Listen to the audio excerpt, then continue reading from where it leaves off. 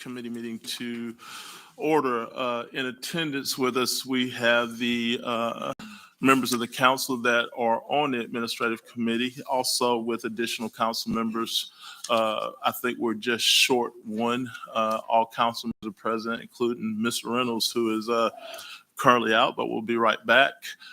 In the audience, we have the staff from the administration, the council's liaison. We have, I think, Jamie Roberts, who I thought I saw in the back from the mayor's office, and also David Dockenbaugh from the compliance section. I see Beverly back in the back, also Beverly Reed and other members of the administration. I also see the Housing Board Executive Director here today, and I'd like to thank him for coming to this meeting and sharing with us all business about the Housing Board President, and along with the city clerk, assistant city clerk, and staff. So again, I'd like to thank everybody for coming out. This is a open committee meeting between the Mobile Housing Board. It's open to the public as stated. There won't be any public comment. However, if there is comment from the public, feel free to email your council person or to email me with any concerns or questions that we may have in the afterthought. But today it's to figure out how we move forward together and what we can do and the status of the housing board and any community issues that we may have with them.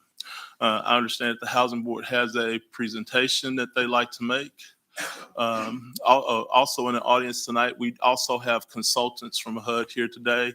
I think we have a past HUD member, Greg Byrne, and I didn't see Patricia. Is Patricia here today too? And Pat's here today, both consultants with the city of Mobile and also experts in HUD business. So if we have any other opening comments from the council or council members? No, okay.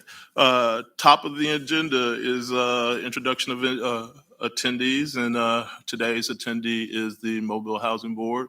If its executive director would like to come and introduce himself, and let's get going.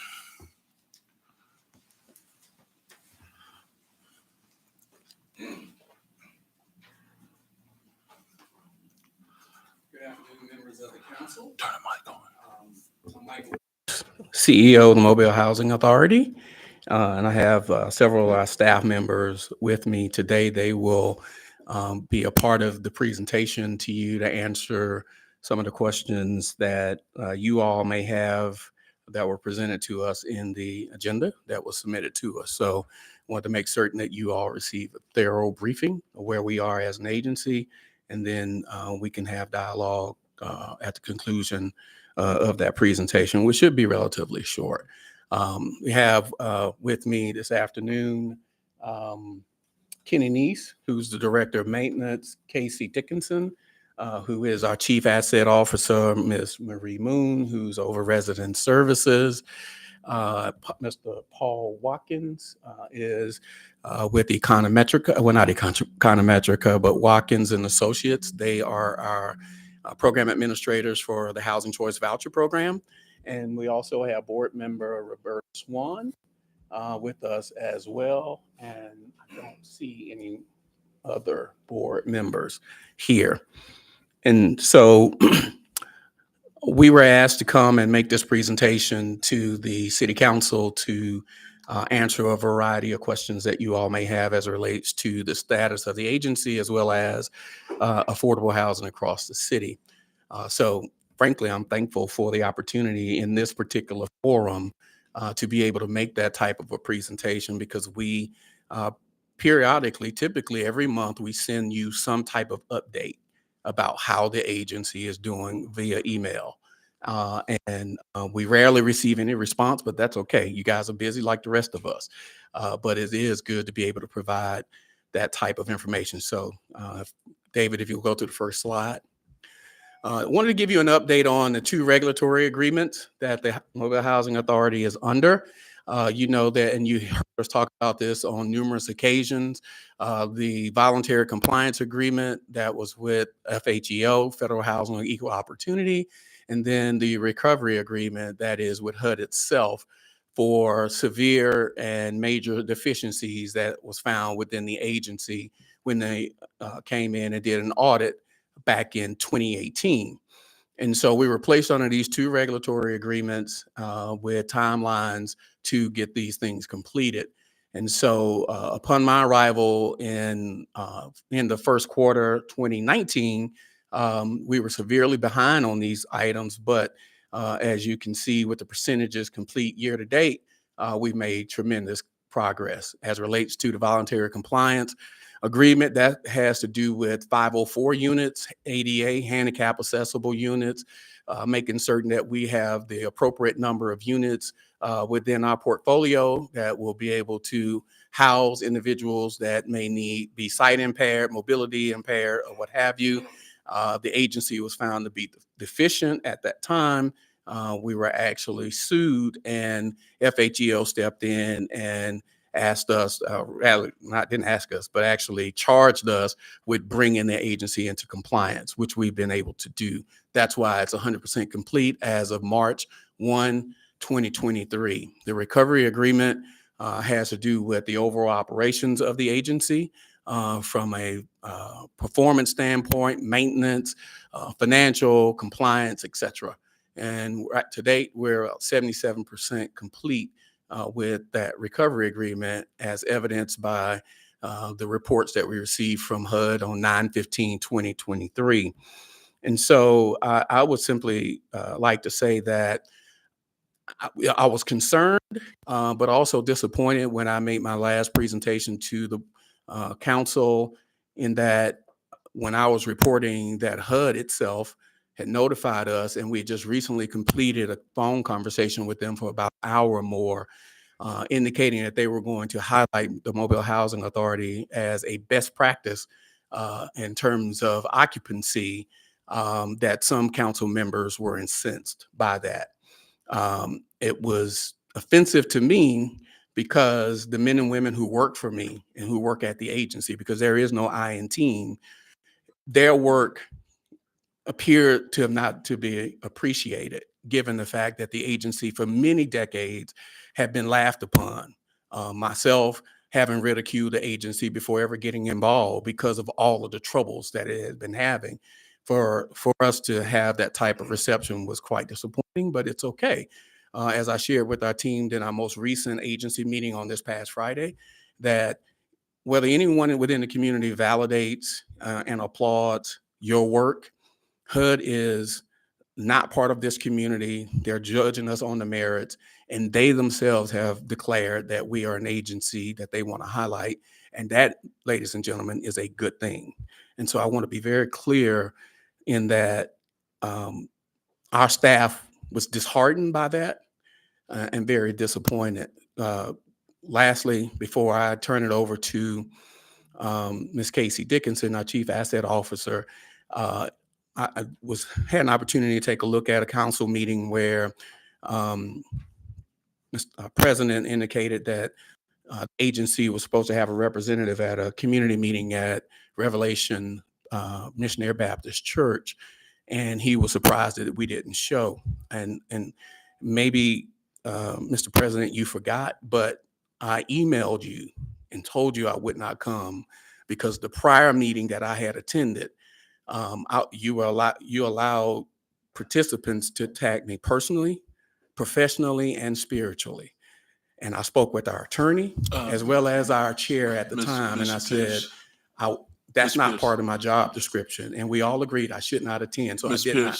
Sir, I want to just correct that on the record because it was said in public. Mr. Pierce, we're here today not about things in the past, and not to point or make accusations or to go back to those things. We're here to address what we're trying to do moving forward, and not to reopen these wounds. So if we can, let's please move forward and not try to address those types of situations. Please. Mr. Chairman, if I may just make a brief comment that may help. At this table, we've got 3 brand new city councilmen. I mean, we've been here for a couple of years, and we're not fully aware of all the things that have happened in the past. And got us to this point and, you know, the scars that have been created over the years. And I don't think we're all that interested in them. Frankly, I think I am, speaking for myself, let's figure out a way, you know, to get us up to speed and us understanding what the problems are of the community. And I think that would be most helpful. I couldn't agree more. All right, that's my. Couldn't agree more. Mr. Pierce, if you would proceed, please. All right, Ms. Dickens.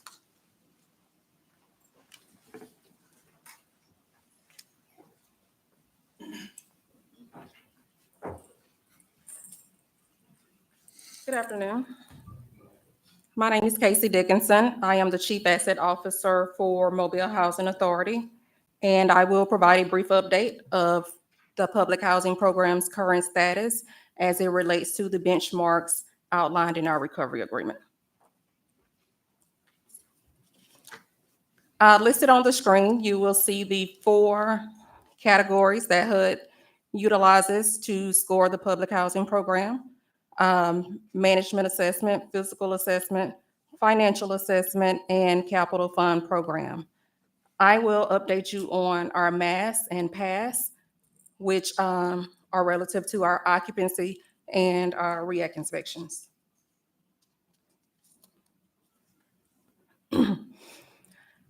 This slide shows what our occupancy was back in October of 2018. 2018 is the benchmark that is outlined in our recovery agreement. And as you can see, our overall occupancy was 62.32% at that time. Below, you will find the individual occupancy rates for our various developments.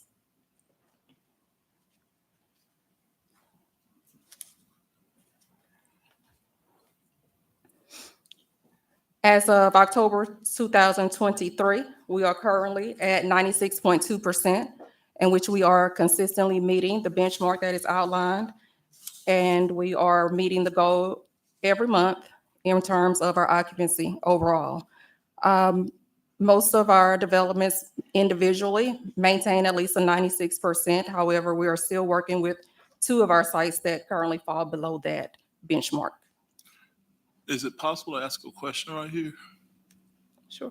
All right, your occupancy is 96% or 92%. How many active units do you actually have?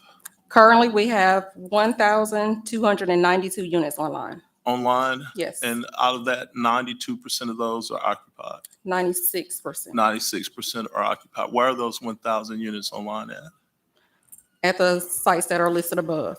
On the screen: Oak Lawn, Orange Grove, Gulf Village, Central Plaza Towers, Emerson Gardens, Downtown Renaissance, Renaissance Gardens, and The Renaissance. How many units did you have 5 years ago that were occupied? That were occupied? Yeah. I don't have that current number with me, but I can provide it to you. You go back But to the other slide, we can see that. Previously, we had a total of 2,665 units. So our portfolio is less than it was. Right, so taking those numbers off helped increase your occupancy, right? That does have an effect on it. Yeah, how much?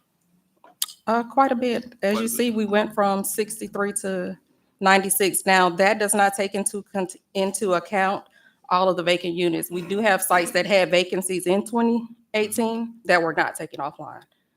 So the only units that were taken offline are Section 18 properties. Section 18 property. What's the Section 18 property? That's R.B. Taylor, Thomas James, and Boykin Tower. Mr. Chairman, Go ahead.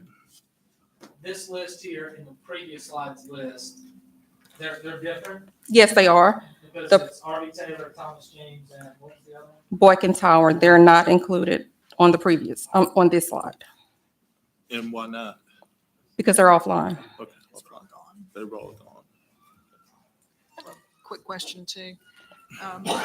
On the number of units that you have, does that also include those, the vouchers that are provided for people to go? So that has nothing to do with the number of units at all? No, those numbers have nothing to do with vouchers. That's a separate program. So those units that are available would not then count toward these, for this grouping? Voucher units, no. But those are units that are available, even though it may be a single family home. It's a separate It's program, just so different, it'll, different, but right, it the would be a- umbrella program is the number of total units that you would have. yes, Okay, it's just not one of these. right. Mr. Chairman, I just got a text message. Someone said they could not hear what happened to RV. Tell me, James, why it wasn't on the screen. RV, because they were taken offline, is that not correct? That's RV and correct. Thomas James were Correct. We not on the received screen 'cause HUD they were ta- approval for Section 18 on those properties. And that was because they were being, Section 18, they were removed for what reason? Can you state why they were taken off? We're disposing of those properties. You're disposing of them. Yes. Is there a timeline for disposal? I'll defer to Mr. Pierce on that. Is there a timeline for disposal, Ms. Pierce? We will not be disposing of it. We're selling the property as is. So you would have to consult the purchaser to determine when they will actually be demolished. But we are not demolishing them. Okay. So if there's any state of disrepair or anything like that out there at this point in time, or any insecurities, that's now the responsibility of the purchaser, is what I'm hearing? When title changes, then the purchaser will become responsible for the property. How long before title changes?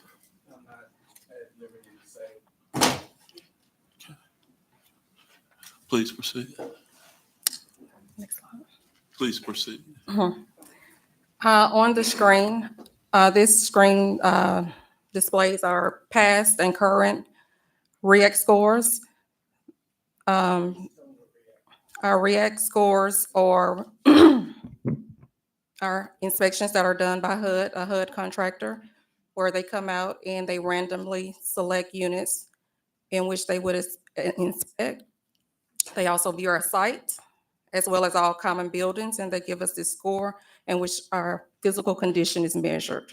Oh, yeah, I was So- gonna ask you, yeah, what was the REACT? What did that mean? Real Estate Assessment Center. Real Estate Assessment Real Estate Assessment Center. Center. That's what REACT stands for, yes. And so they're basing those scores on what again? The inspector comes out and he does a random selection. It's a computer-generated system that they use in which they identify what units they're going to select. Typically, it's about 20 to 25 units, and they do the site, common areas, and common buildings, interior and exterior. And what are they looking for again? They are ensuring that the units are no life-threatening safety issues, and overall, any type of deficiencies. It could be from peeling paint, tripping hazards, things of that nature. Mr. President. Please, go ahead. So just to clarify the audit, I mean, how often do they kind of come out and check? Like, is it once a year thing, once a quarter thing? So it depends on your score. Okay. If you are 90 or above, it's every 3 years. And because of the situation that the housing board found itself in years back, that it's more frequent per se now, I guess, until the score kind of goes up, I guess, or, I mean, y'all doing excellent based on this. So based on the past scores, most of our properties were inspected annually. And then my last question, and I won't ask you anymore. Whenever they come out to inspect the apartments or the properties, and they go into the units, I mean, those units are occupied. You're not. Correct, they they're only not do- unoccupied units. Yes, they do not inspect vacant units, only occupied. Thank you. Mr. Chairman. Yes. So, the past REACT score, what year? So those were pre-COVID. I think that I would have to give you the exact number, but our last inspection, some of the properties were in January of 2020 and the latter part of 2019. And the present will be this current year. They came out last year, 2022. Is Thomas James still have people located in? Yes, So we went from 52 to 40. correct. Is RV Taylor still have people located? Yes, Gulfville, downtown Renaissance? all of the properties listed have tenants there. They don't inspect vacant properties. Okay, so, Go ahead. so some of the scores have went down. Is there any reason why? I would have to look at the individual reports to assess why they went down. I do know downtown Renaissance is the one that went down, and Thomas James went down Well, 12 Thomas points. James. Thomas James and RB Taylor, those were expected because they are Section 18 properties. So we were anticipating decreased scores there. And quite frankly, they do look at the overall condition of the site as a whole, and that has a huge impact on it. Is it the reason why Central Plaza had 0 at in the It, past? they received a 0 for noncompliance, failing to have the inspection done. So that property was not inspected and it received an automatic 0. So when they call you, they give you 2 dates. And if you don't agree to either of those 2 dates, you receive an automatic 0. So we had an internal hiccup there. So when are y'all gonna have the inspection done? It's already been done. Okay. Question, I saw where one went down 12 points to 40.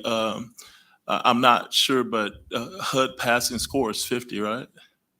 You said 50? Yeah, it's 50, Actually, 70. 70. Mhm. So HUD passing score is 70. So a lot of these are low to failing or low to trouble based on what I'm seeing. Based on the past scores, yes. Currently, we have 3 properties that scored below 70 points, in which 2 of them were the Section 18 properties. And the reason why I'm asking that is because at our community meetings, we got a lot of people coming in saying, hey, I'm living in substandard conditions, my floor is messed up, I don't have air conditioning, and they're jumping on us. So, I mean, what are you guys doing to meet these concerns of the residents that live within the system that are both our constituents? How are y'all resolving those? David, next slide. Before you get to that, can I just ask Sure. one question? Of those, of all your properties or the ones that were listed, are these 100% subsidized? Yes. Okay. So on this screen, it's titled Unit Maintenance, and this is how we maintain our units. We have annual inspections via an independent contractor.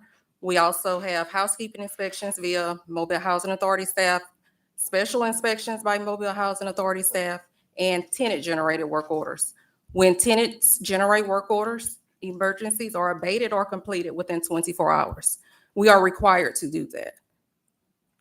Urgent work orders are abated or completed within 48 hours and routine within 30 days. Yes, ma'am. I mean, that's a great plan, but when we have our community meetings, that's not the response that we're getting or hearing from constituents. So, I mean, is there a way that you guys track that, some type of proof where the work was done, where Yes, there was a work order written and the work was completed, so that when they ask us and tell us that they're not getting help, that we can give them to say, this was done by you guys? yes, we do have a work order system. Our system tracks all work orders. It tracks when the work order is entered, when the work is done, and when the work order is closed out. So yes, we do have a tracking system. So it'd be okay if and when these people or constituents ask us or tell us we're not getting any help, for us to say, okay, please send it to us so that we can send it to them. And then, Because we don't get any proof from you guys that this stuff is done. All we get is, a lot of times, is nobody there. yes, if you provide us with an address or even a tenant name, we're able to look up that unit and determine whether or not there has been a service call for that unit. Whether it's open, closed, or, Please keep going. okay. Yes. Is there, and I know this may be in a different part of maybe it's not. Is it the housing authority's object or goal to keep these 1, 2, 3, 4, 5, 6, 7, 8 locations still a part of the portfolio Mhm. going forward? It is. Yes. But differently though. Okay. Explain. That's what asset repositioning is. So right now they're under the LIPH, or Low Income Public Housing Program. That's the program that Ms. Dickinson is speaking to. In particular, as it relates to, that's why she's saying there's a separation between HCV units and public housing units. So the two are 2 separate business units. We are transitioning, however, to RAD, which is a voucher system where we're no longer gonna have those public housing units, but when we do these tax credit deals, completely renovate those units, they will transition from public housing to RAD. And so that is the transition that's taking place. They will still be in our portfolio, but just under a different program. The housing authority would remain the owner of it in the RAD program of these properties? We'll be a party to. A the party to deal, it. Yes. Okay. Chairman, Go ahead. is it do y'all have a projected Don't at this time, but I can consult with our direct maintenance on that for you. Yeah, they'll say, would it not be part of your overall fiscal year budget? And you would have funds budgeted for this recovery? We do budget funds for maintenance, yes. You guys, who's your chief financial officer over there? Jeffrey Bennett, Okay, so part of, he's the executive over finance? correct. And he puts out a statement to the board once a month for it to be public knowledge. Yes. If possible, I'd like to start getting a copy of that if it's public knowledge, just so I can see where we are, what we're doing, and what's happening in the housing board, if that's possible. I think the council's asked for it once before. Yes. Yeah, next, let's The move. information is published. You can have access to it, but we do not and have not been sending our financial statement to anyone. Well, just your monthly recap that your, I guess your executive staff would give to the board of directors at your board meeting. I'm pretty sure that they give that information to the board every month and the board looks it over and you guys review it and they talk back to you about pluses or minuses and maybe some things that you didn't see that they saw, right? I like to see the same thing. I'm pretty sure your board's getting it every month. So I'd like to get the same thing they're getting. And that concludes my statement. Thank you. Since she's talked about the recovery, and the recovery program was helped by the city, and I think it was Greg Byrne that helped put it together. Greg, if you can you provide any insight based on what you've just seen up here? Come to the mic if you would, Greg. Is this the RAD program? Is that, or is this something separate? We're talking about recovery now. They were talking about the recovery program in the first two slides. Oh, I'd like Greg to compare it to what they helped write in the beginning and where we are now and what he's seen because he actually helped put it together. Can you compare and contrast just briefly what you've seen based on the recovery program that was written and where they are now, if we're on track or if there are holes, if there are things we're missing? maybe a little background as well. Please. Yeah, Greg Byrne.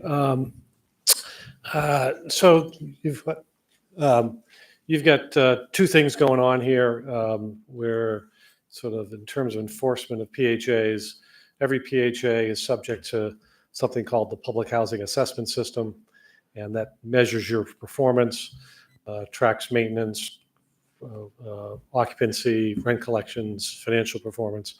And that's one of the reasons why the agency was declared trouble a few years back. And that system was suspended during COVID. I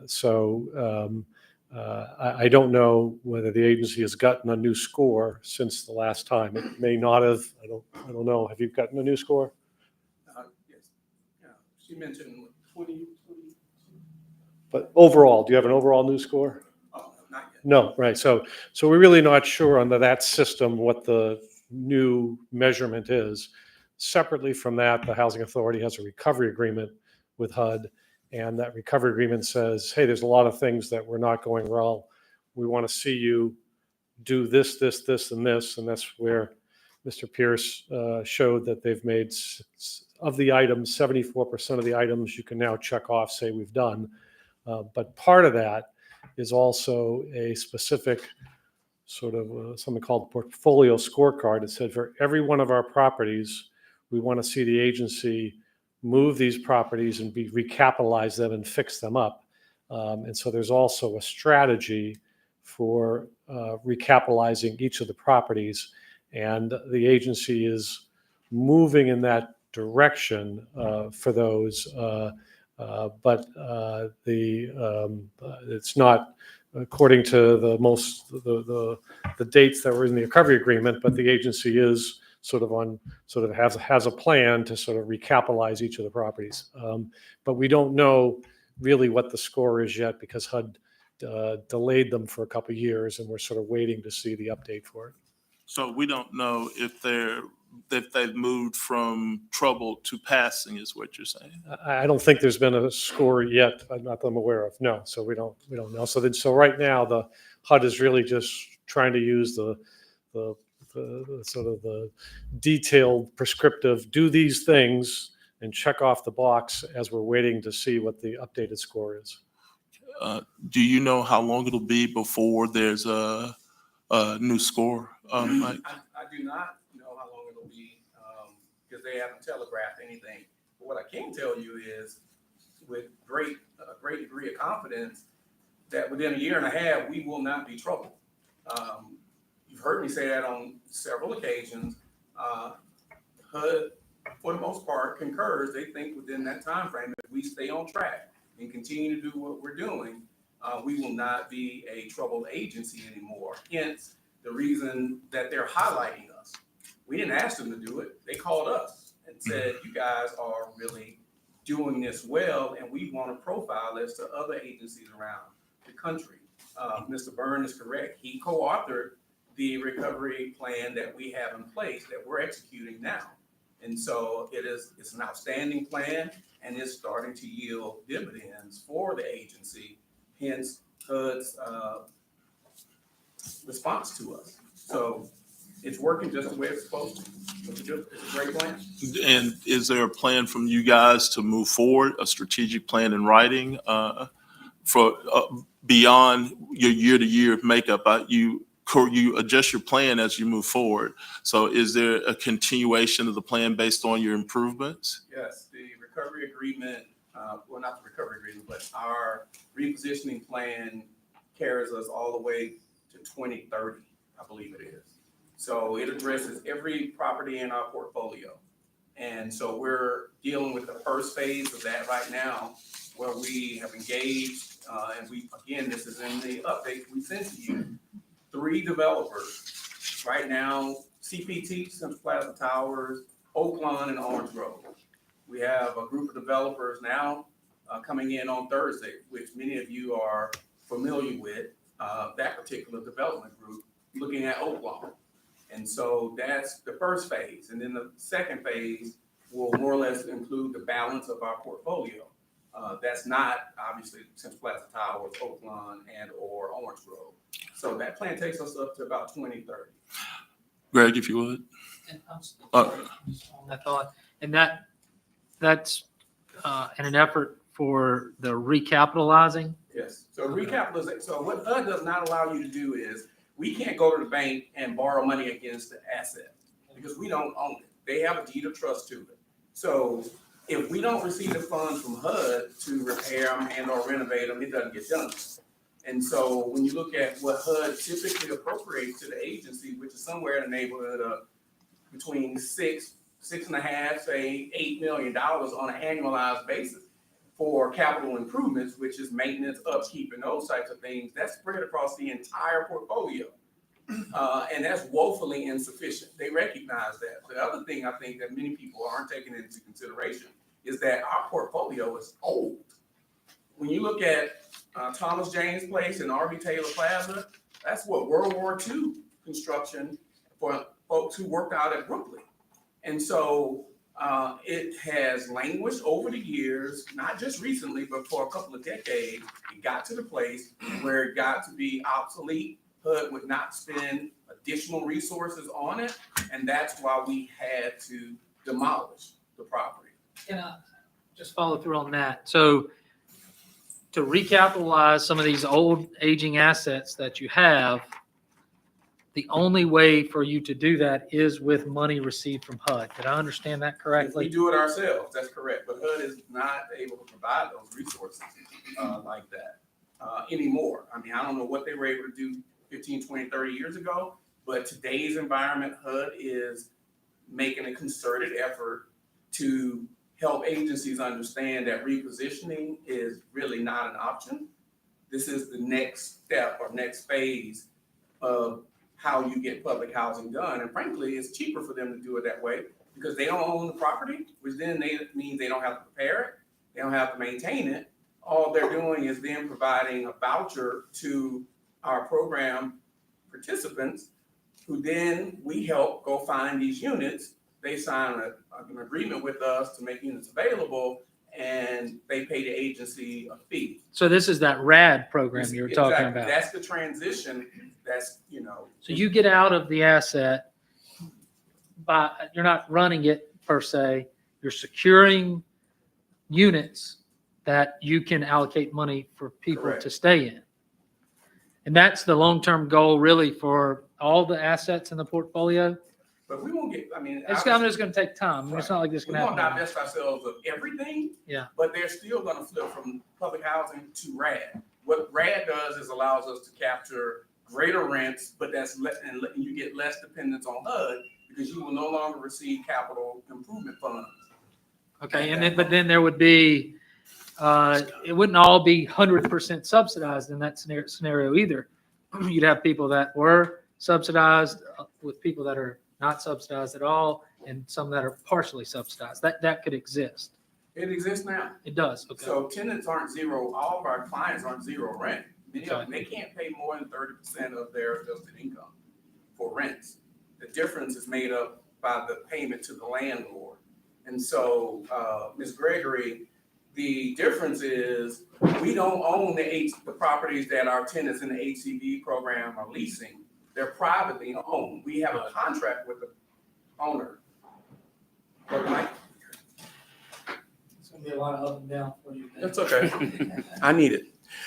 We don't own the properties where the tenants are staying in the Housing Choice Voucher Program. They're privately owned, which is the model that HUD wants to see. And then we enter into a contract with the private landlord for that unit. And then we have tenants or program participants who are on that list that they can interview and look at their credit, et cetera, make a determination who they're going to lease to. So then the landlord receives two payments. They receive a HAP payment from us and they receive a payment from the tenant. The tenant's portion of that rent, however, cannot exceed 30% of their adjusted income. And so the difference is made up by HUD via this contract that they have with the landlord. And so typically, it could be a 20-year agreement that they have. So the unit is not tied to an individual. It's tied to the program. The contract is on the unit for that program. And so individuals may come and go, but that's one of their ways of preserving, availability of affordable housing. But you all have those in your system, you know where they exist. And so if somebody comes to you and needs a voucher for a home, you know that you can send them out to various Yes. places. And that's what Mr. Watkins is going to explain when he comes to the podium.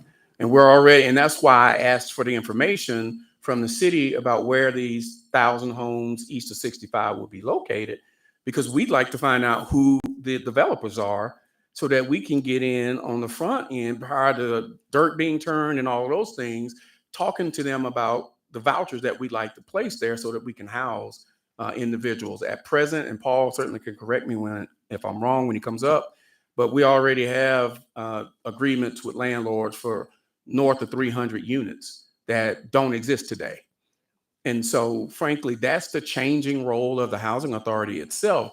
So the old idea of MHA being the provider of public housing really has to go away. It's going to go away the way of the old thermal fax machine. Nobody's opining for that anymore because it's a different generation now. And so the way we participate in the marketplace is going to be different. And I know it's hard, it's changed, but that's the name of the game, because honestly, HUD is our single source of funding. And so whatever they say is ultimately what goes. And so sometimes it's difficult to digest, but we're going to do everything that we can to clearly articulate that. And I think we've done a fairly good job, but perhaps we could do it better. but I guess what people don't understand, especially if they're used to living in apartments, it's hard to understand the voucher portion of it and how it all is administrated, because that's the direction that you're going, is what you're telling us. Yeah. But if I may, so HUD has certain requirements that we have to comply with before we can move forward and do certain things. And part of that is notifying the impacted residents. And so we have to meet with them. We notify them a variety of ways: postal service, email, our website, social media. We cover the gamut because not everybody is on the internet. We get that. But we also have meetings with them. And we've had meetings at Williamson High School to accomplish that. Then we have private meetings with them individually because you don't want everybody discussing their personal situation in a crowd. We get that. So for anyone that's impacted by this to say that they don't know what's going on, then the only responsibility I would say that MHA has is we didn't recognize that they did not understand what we were saying clearly. But there's no way that we've missed them. I can tell you this: of the 300 plus 326 households that were impacted by this, there are 3 in households that are not in compliance. 3 out of 326. What that tells me is that we did our job, but we have 3 individuals who've decided they aren't going to comply. We've had conversations with HUD ad nauseum about how do we resolve this, because we don't want this to spill over into the public and become something that the community talks about. However, HUD has said to us unequivocally, stick to the guidelines. And so we're trying everything that we possibly can, and maybe their council representative can help them come into compliance. But 3 out of 326 says to me we've done our job when it comes to that. Can I ask a question? Sure. Yeah, Mr. Pierce, yeah, thank you for comment. And that's one of the issues that, I have been receiving, is that the residents that's in Thomas James RV, et cetera, have been saying that they have not really had communication with the board. My question is, how often were y'all meeting with the tenants? I mean, was it once a quarter, once a year? Probably in the past, I think you've been at 4 years, in the past 4 years. I mean, how often? Because we've actually met with them more than we're actually required to meet with them because we wanted to help them in this process. We recognize that many, not all, but many of our clients have not lived in private housing. And so this is very disconcerting to them. There's a lot of trepidation and fear, and we recognize that. So Ms. Moon can speak to that specifically. That's her role. She'll tell you how many times we actually met with individuals, how many times we had group meetings, et cetera. So she can explain that to you thoroughly. You mentioned the voucher program and the way it's working. The city's HOPE program is using the voucher program. Where's the partnership in that, and how much is the housing board partnering with the city in this voucher program? Mr. Watkins can speak to how the partnership is working. As I mentioned to you, as it relates to lines of communication there between myself and the city, and that there are none. As I shared with you all in the email, Jamie Roberts was given permission by Mayor Stimson not to communicate with me. So you asked me the question, I need to be able to answer it, because the rest of the council needs to understand the dynamics in play here. Well, Because if you don't understand, context matters. If you don't understand the context, Mr. Pierce, okay, please, I'm pretty sure you have a board of directors that could communicate with Jamie Roberts, even if you don't. So They can't do that. If you're not the board of directors is open to the public, and I'm pretty sure that if I would but they ask the board, cannot.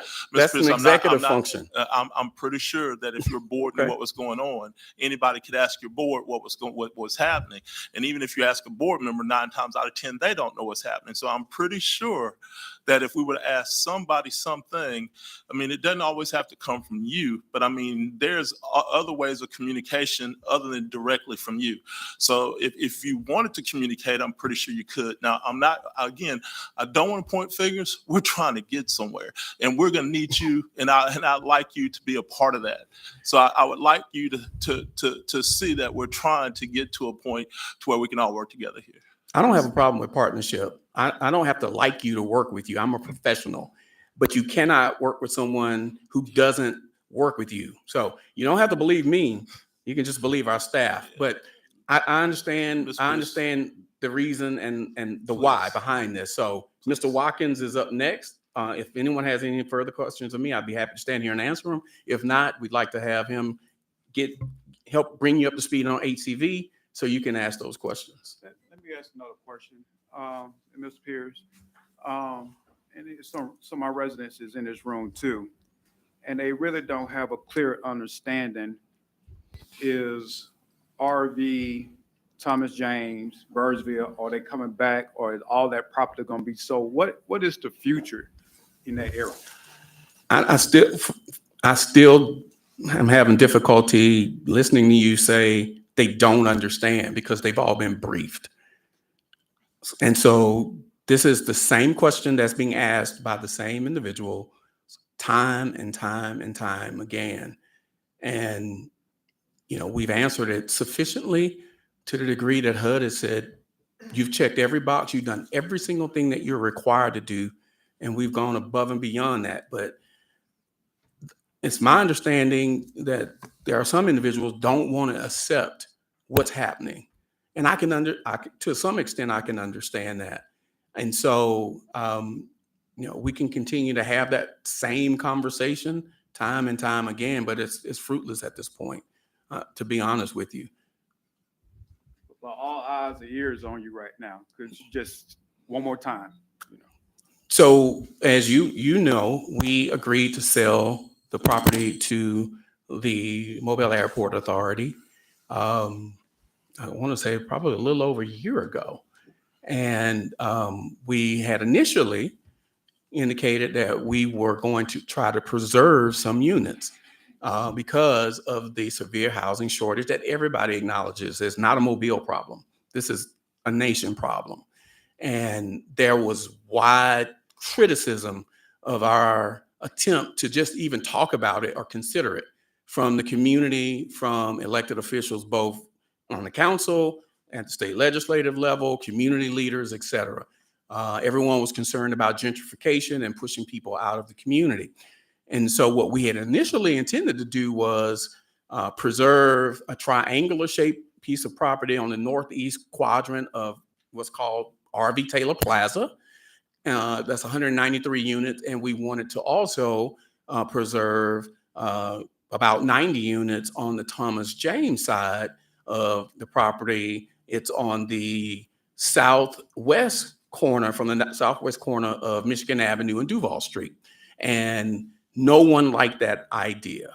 And so we said, that's fine, but we have a responsibility, not to the city of Mobile, but we have a responsibility as a HUD's local entity to take care of our clients first and make certain that we're in compliance. But I said, we'll try to do everything that we can to work with you. So we took it off the table. Literally, we took that off the table and said, we're just going to sell it all.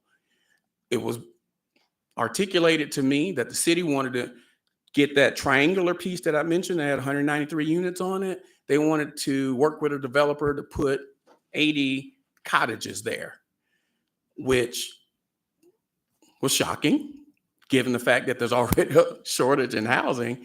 You're going to tear down 193 and come back with 80 mixed income housing units, which really then puts us even further behind the 8 ball, right? Because we still have to, and we have a statutory responsibility to relocate every last one of those households. And so didn't like the other deal. And then all of a sudden, silence from the community, both from the council's office, not that all of you all had anything to say about it, as well as the local legislative delegation, as well as community leaders. No one had anything to say about it. And so we proceeded to modify our application. HUD went along with it so that we excluded those properties. And then we proceeded to get criticism. for our inability to relocate all of these households. Which is, we knew it was going to be difficult because there's a housing shortage out there. So for the last time, we made a pivot. We said, you know what? It is in everybody's best interest, in particular, this agency and those residents who want to be here, for us to keep that acreage, 37 acres is what it is, 193 units, and renovate them so that those who want to come back, they can come back. But they won't be coming back to public housing. It's a RAD project, okay? And so with the balance of that property, we're selling it to the airport authority. So that's roughly what, 297 acres, thereabout, plus or minus. That is the deal completely. And we've said it on numerous occasions, but hopefully this is the final time. We're keeping 37 acres, Northeast Quadrant, selling everything else to the Mobile Airport Authority for fair market value. Just for understanding, I mean, I have been told that the reason that you all was selling the property to the airport authority is because HUD would not allow you to build back there. Is that correct? You were told that we couldn't build back because HUD wouldn't allow us to build back. HUD is not building public housing like it once did. We got that squared away a little while ago.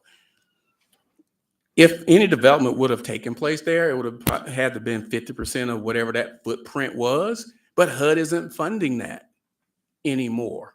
So then, as responsible citizens, and the ladies and gentlemen of our board of directors, ladies and gentlemen, regardless of what you hear, they are intelligent, responsible citizens.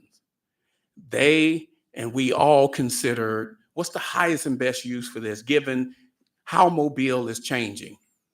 And the highest and best use for that property, ladies and gentlemen, since it wasn't going to be public housing anymore, was to sell it to the airport authority that's relocating from West Mobile to downtown Mobile so that they can finish out what they need to do, provide jobs, all of the amenities that come along with having an international airport, et cetera, and so forth. But we still provide housing opportunities for our clients, just in a different way. Had the property not fallen in disrepair over those decades of neglect, we wouldn't even be having a conversation. But that's what we inherited.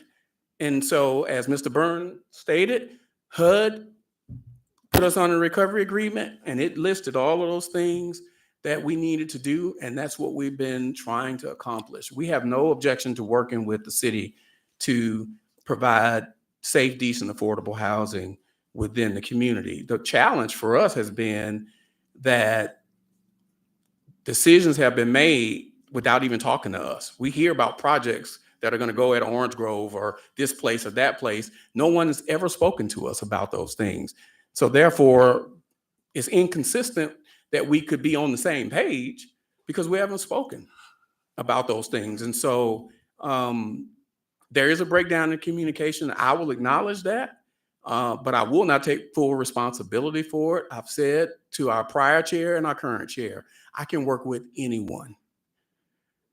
But there does have to be conversation back and forth. Otherwise, we can't. And I know that Councilman Carroll he and I had a conversation, and he said, can we cut a deal for Orange Grove property? I said, well, Councilman, I cannot cut a deal with you or anybody else. I'm not a board member. I don't vote. The board does not have to accept any recommendation that I bring to them. Me and the staff, as we talk, we confer, we meet, we chat with them. And ultimately, it's the board's decision, but I couldn't cut a deal with you or anyone else. Yeah, I think the conversation was, is it possible for a partnership No, in Orange Grove? no, sir. Where the city purchased the property, and your answer is that, Mr. Carroll, the housing board can sell the property at fair market value. That was your response, Ms. Pierce. So the words cut a deal were not there. The question was, and we've had that conversation not once, but multiple times. So you knew that the city was interested. Yes, I Even though- did. Even though the city, as you say, the city didn't send you a formal order, you knew the city has been looking at a proposal for the last 2 years since I've been back on that property. With me calling you directly, cut a deal was never part of that. It was part of the thinking is that can the city put together a plan that encompassed those 62 acres or 66 acres? So or it took whatever 2 it is years now? to do that? Well, Ms. Pierce. No, sir. And I'm going to say this because I know you're going to overtalk me, but you take extreme liberties with the truth. No, it's not. I was talking, Extreme Mr. liberties Pierce. with the truth. Mr. Pierce, I was talking, and I'm the chair, so please respect that, if you know how to. Thank you. Extreme But liberties that with the truth. conversation was had with us, and Mr. you know that. Watkins. Thank you.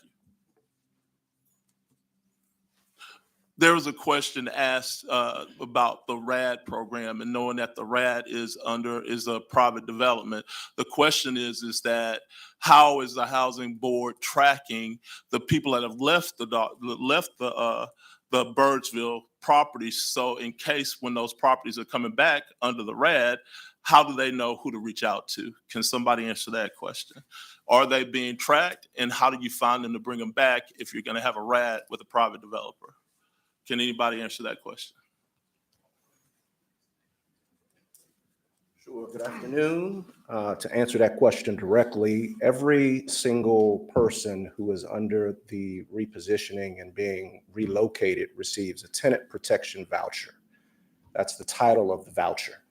It's a voucher just like anybody else would receive. It's a tenant protection voucher. It's only applicable to families who are part of the public housing program.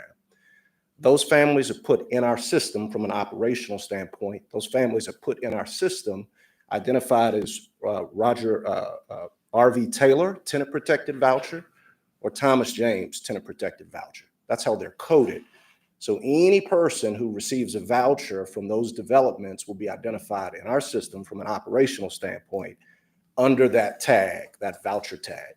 So we can pull up all the tenant protected vouchers, families from R.V. Taylor, and we'll get a list of however many people receive those vouchers. And it'll show us in our system, obviously because they're now part of the Housing Choice Voucher Program, where those families have moved. Because of course we're sending HAP payments, housing assistance payments, to those landlords, and of course they're paying their share of the rent. So that's how those families are tracked. We maintain that in our system pretty much forever. That's how they'll be tracked from one property to the next if they're there a year and decide to move. By regulation, we're only required to track them for 3 years, but we'll keep them in our system because it's easy for us to keep track of that. So, Mr. Chair. Can I ask a quick question real quick? Sure. So obviously, as they're displaced, are they staying within the, per se, the system of the houses, or are they automatically going out and using that voucher until their time to come back, I guess? Or so once they leave, once they get displaced, they're in the voucher system now, I guess, at that point. that's correct. Okay. Yeah. And they will be offered the opportunity to come back, but in a voucher capacity per se. Yeah, so of course, as Mr. Pierce and others have explained, when the properties move to RAD, then they won't be coming back to public housing, of course. They would be coming back to the rental assistance demonstration property, so the RAD property. So yeah, they certainly can follow whatever requirements are there for tenants and residents who are displaced at no fault of their own through this process, through the repositioning process. Thanks. Yeah, sure. Mr. Chairman, I don't they have an aging asset class here that got to redo, or, tenants are going to be in in squalor, if they don't have the ability to redo some of these places. And, sometimes these big transitions, they are challenging. But I'm curious, what is the city's role in all of this? Obviously we represent our constituents that, take advantage of public housing, but what's the city's role? I know that was on the agenda. I'd like to hear from you, Mr. Pierce, if you could kind of give me a thought or perspective of what is our role in this relationship? The city's role is whatever role that can be defined that we all agree is a good working relationship for both entities. But it can't be where one is dictating to the other what transpires or what happens. It has to be a mutually beneficial relationship for both parties. So are we talking about the transfer of properties and that sort of thing? I mean, I'm just, because it's my understanding after, there's a lot of doggone law on this stuff. All right. Is that the mayor appoints a board, and that board is basically in complete and total control of what y'all do. And if they want to remain to get funding, then they have to comply with HUD standards. That's HUD correct. rules. That's correct. But I'm struggling to understand beyond that, what role are we playing? I mean, should we be, as the discussion was about the various properties, I mean, is that where the breakdown's coming in and discussion about each property in specific, or is it this pile of, infractions aimed at something? I'm just trying to figure out what you think our role ought to be. I mean, more defined than broadly and generally, let's work together and Right. figure out a way that's mutually, I mean, like what should the city be doing to get affordable housing So, on the street? The short answer to that is we have, 54 plus or minus $1 million, I presume, parked in banks, needing to be deployed by 2026. We have a number of projects that are going to take place. And so it would make a lot of sense that some of that money be invested in these projects that are coming online. And that way you can guarantee that you're not going to lose it. You're going to use it to some extent. And so then as opportunities present themselves, if there's acreage that's available to work something out, then that's fine.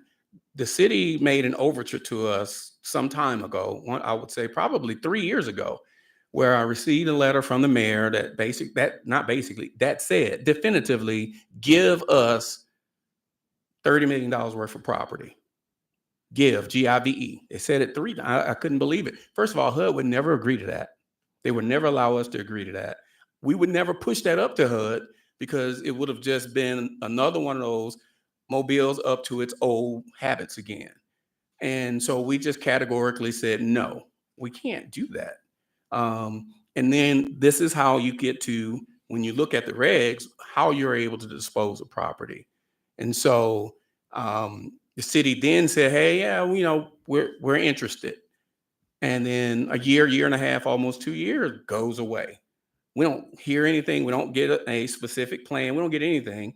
Then we get a letter after we take a visit that Friday to a development in New Orleans that a developer had in mind. That Monday, we get a letter from the administration just essentially saying, hey, send us a survey. But there was never, ever, not once, any definitive plan to do anything with the acreage. And then to hear that we double crossed the city is, just really categorically not true, but unfair as well. So, and this beneficial mutual relationship that we'd have together, it's your opinion that the city and the housing board should work out a way on the properties that are, say, underdeveloped, underutilized that the housing board has, to figure out a way to get the city involved with them by way of, say, the ARP money.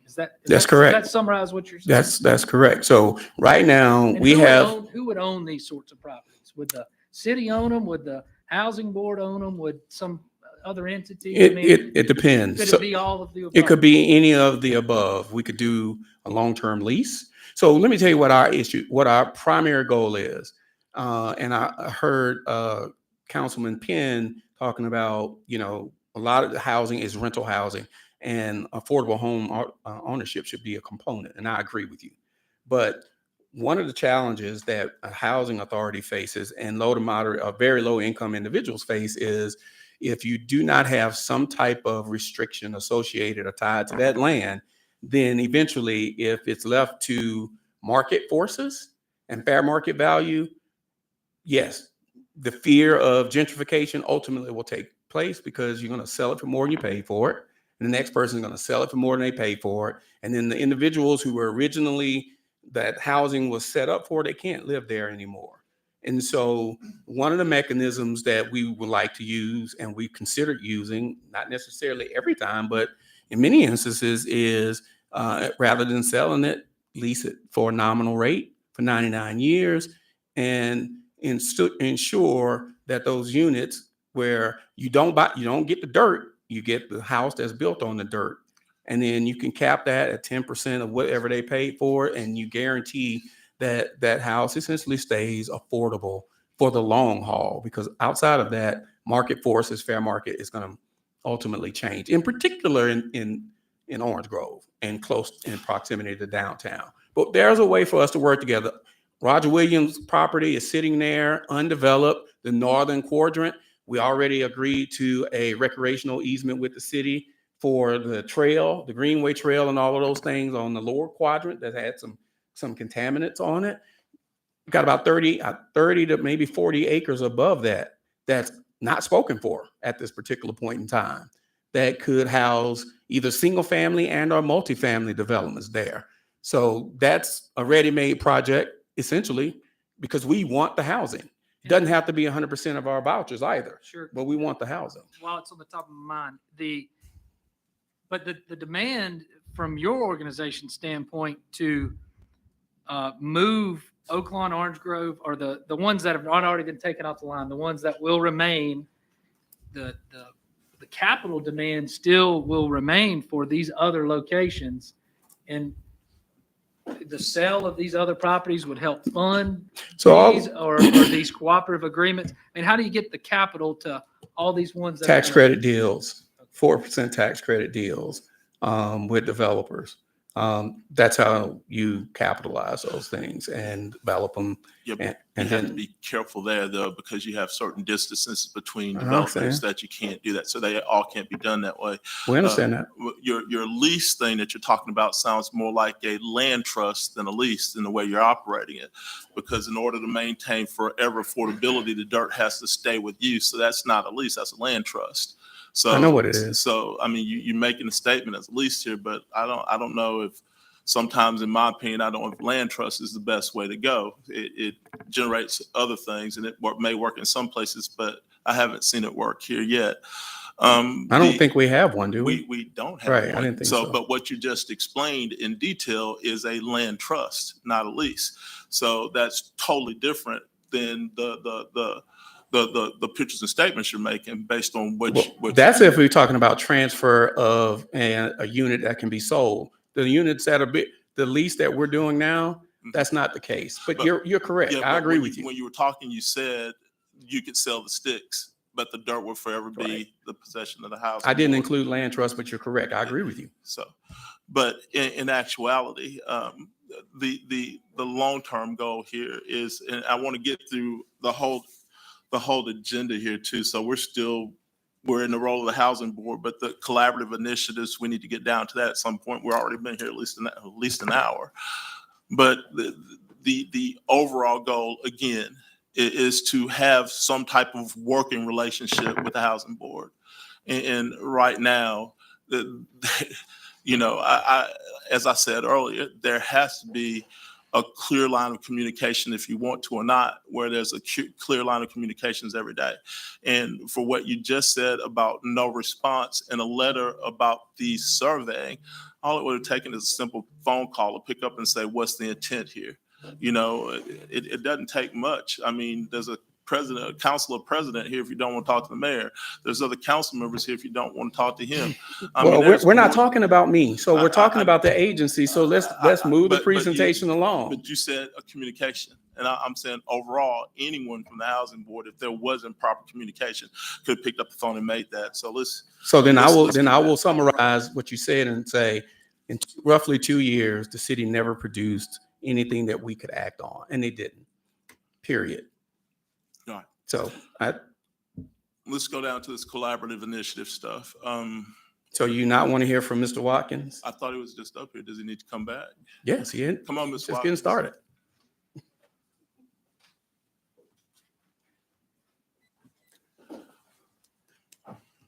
So the two sides to the housing authority, as you've heard, and much of the discussion has been put to the low-income public housing side. The other side is the housing choice voucher side. So we run the vouchers that go to families who are eligible for our program, and they go into the private marketplace to locate housing. And then from that place, we enter into a contract, what we call our housing assistance payment contract with the landlord.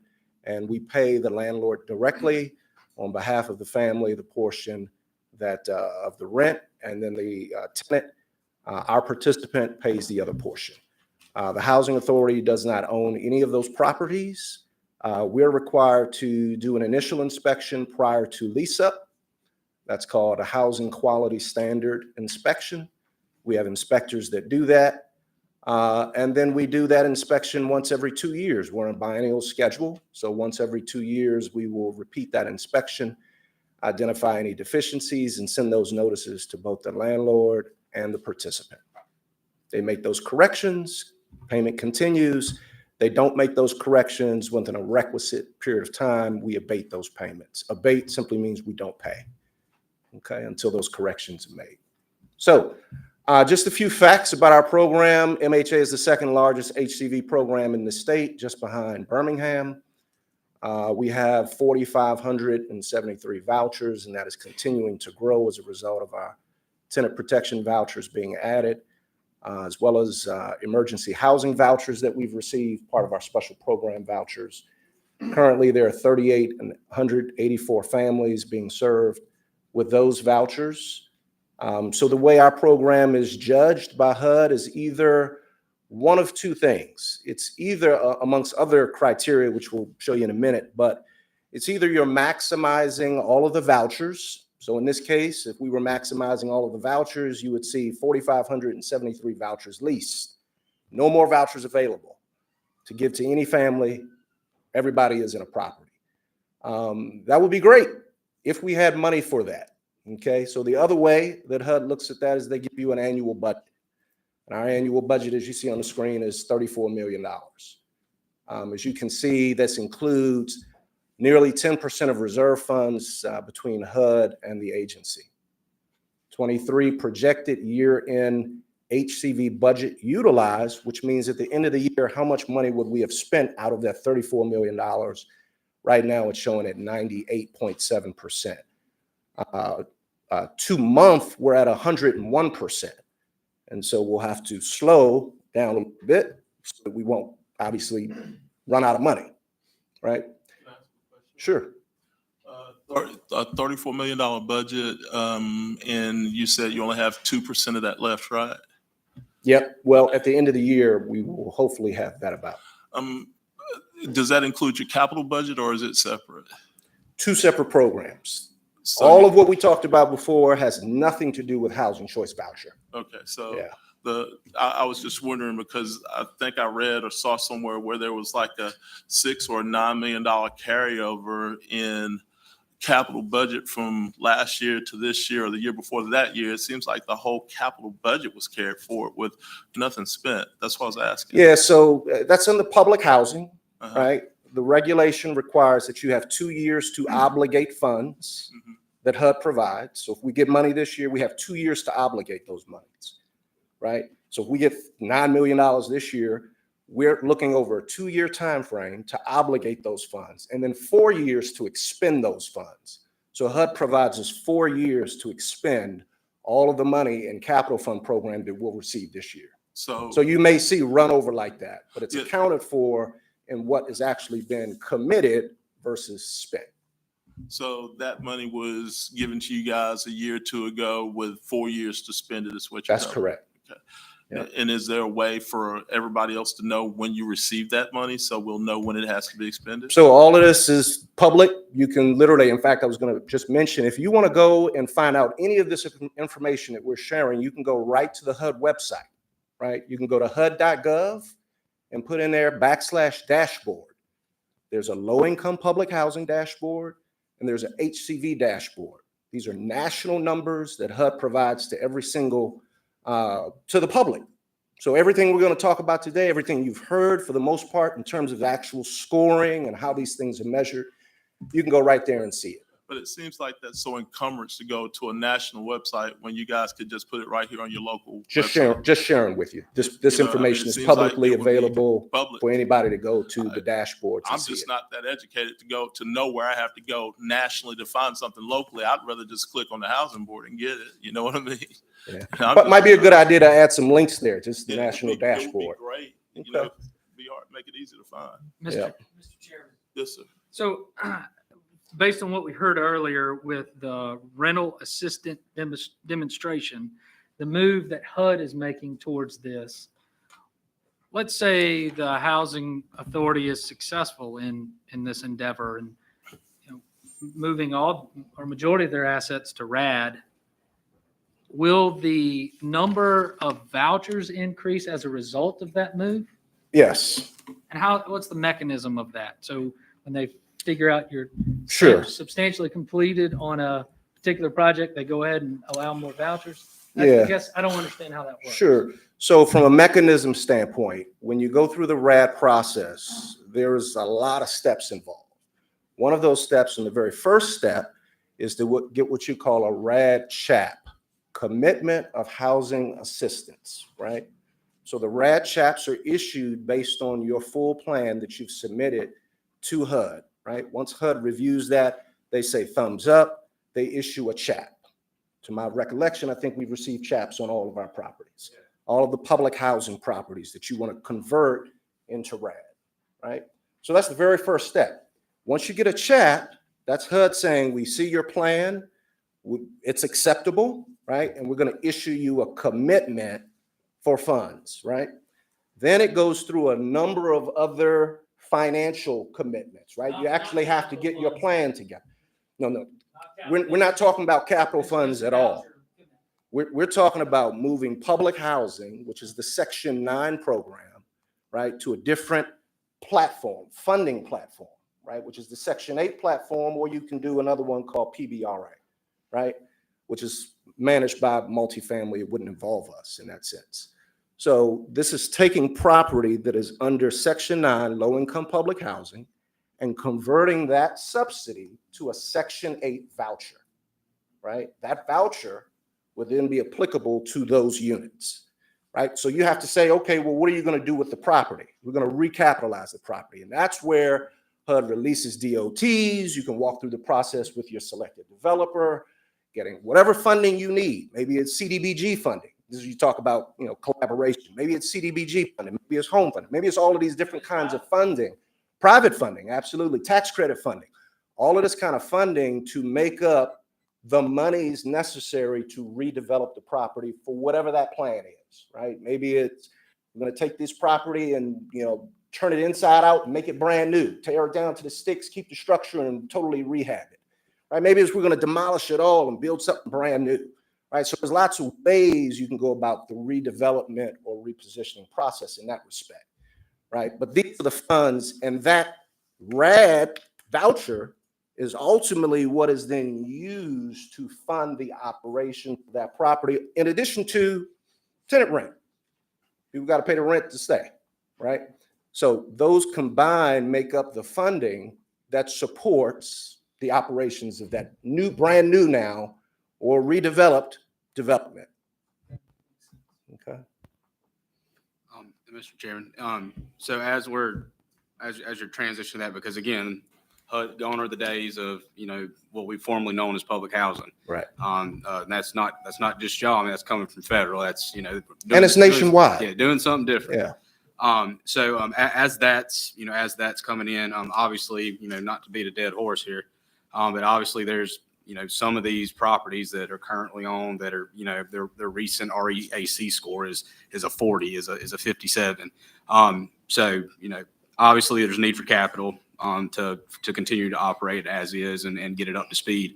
But are those more of the properties that y'all are more open to, or or anticipate hoping to have somebody come in and kind of shift eventually over to this type of program, I guess? So there's a plan that's been developed, right? We brought in consultants, the agency brought in consultants, helped the repositioning plan.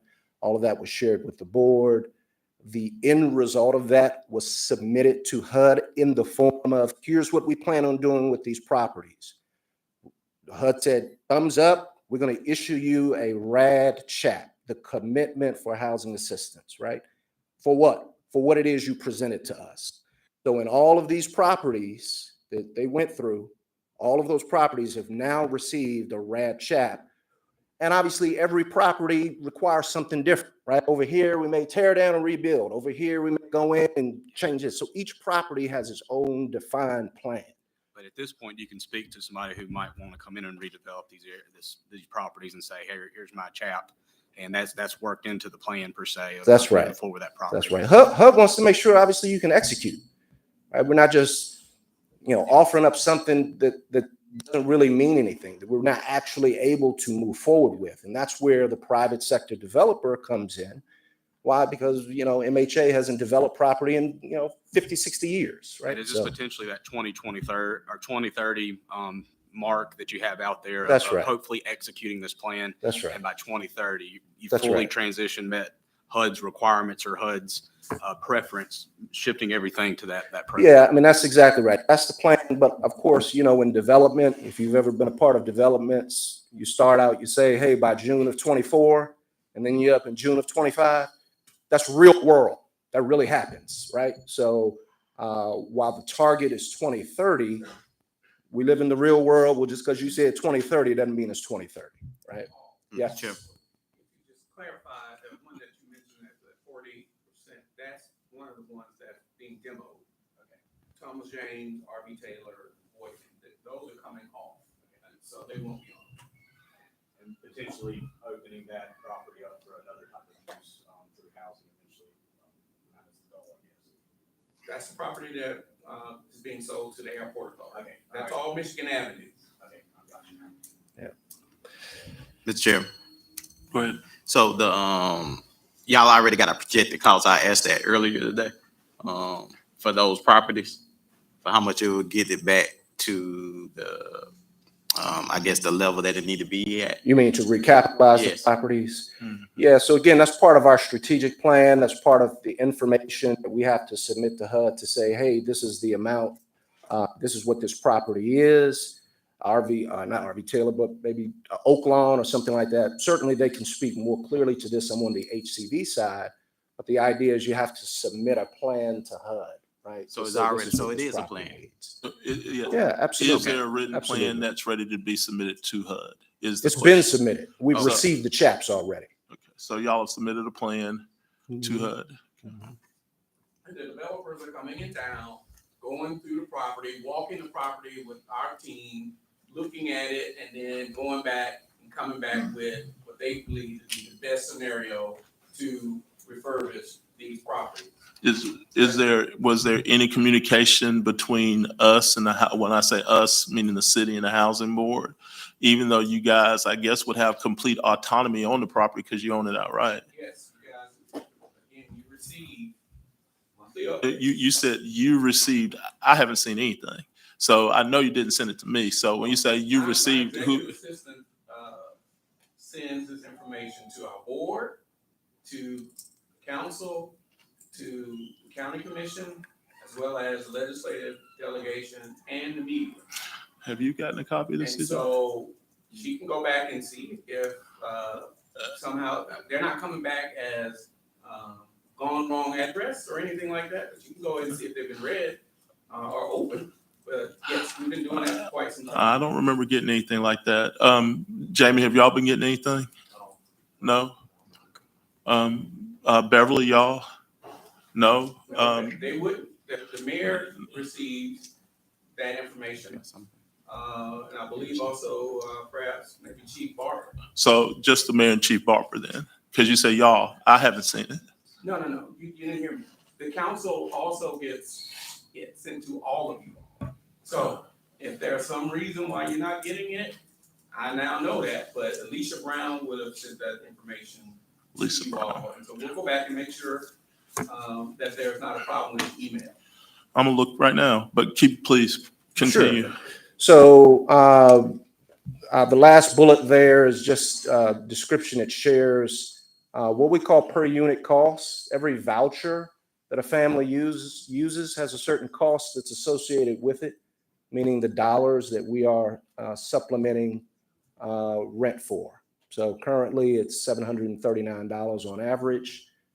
That's an increase of over 24% through 2019.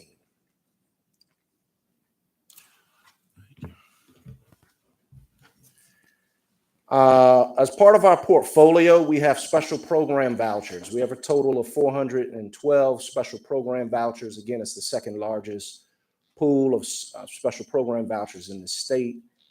This is a description of some of those vouchers, the names of those vouchers, and the specific population of residents that they serve.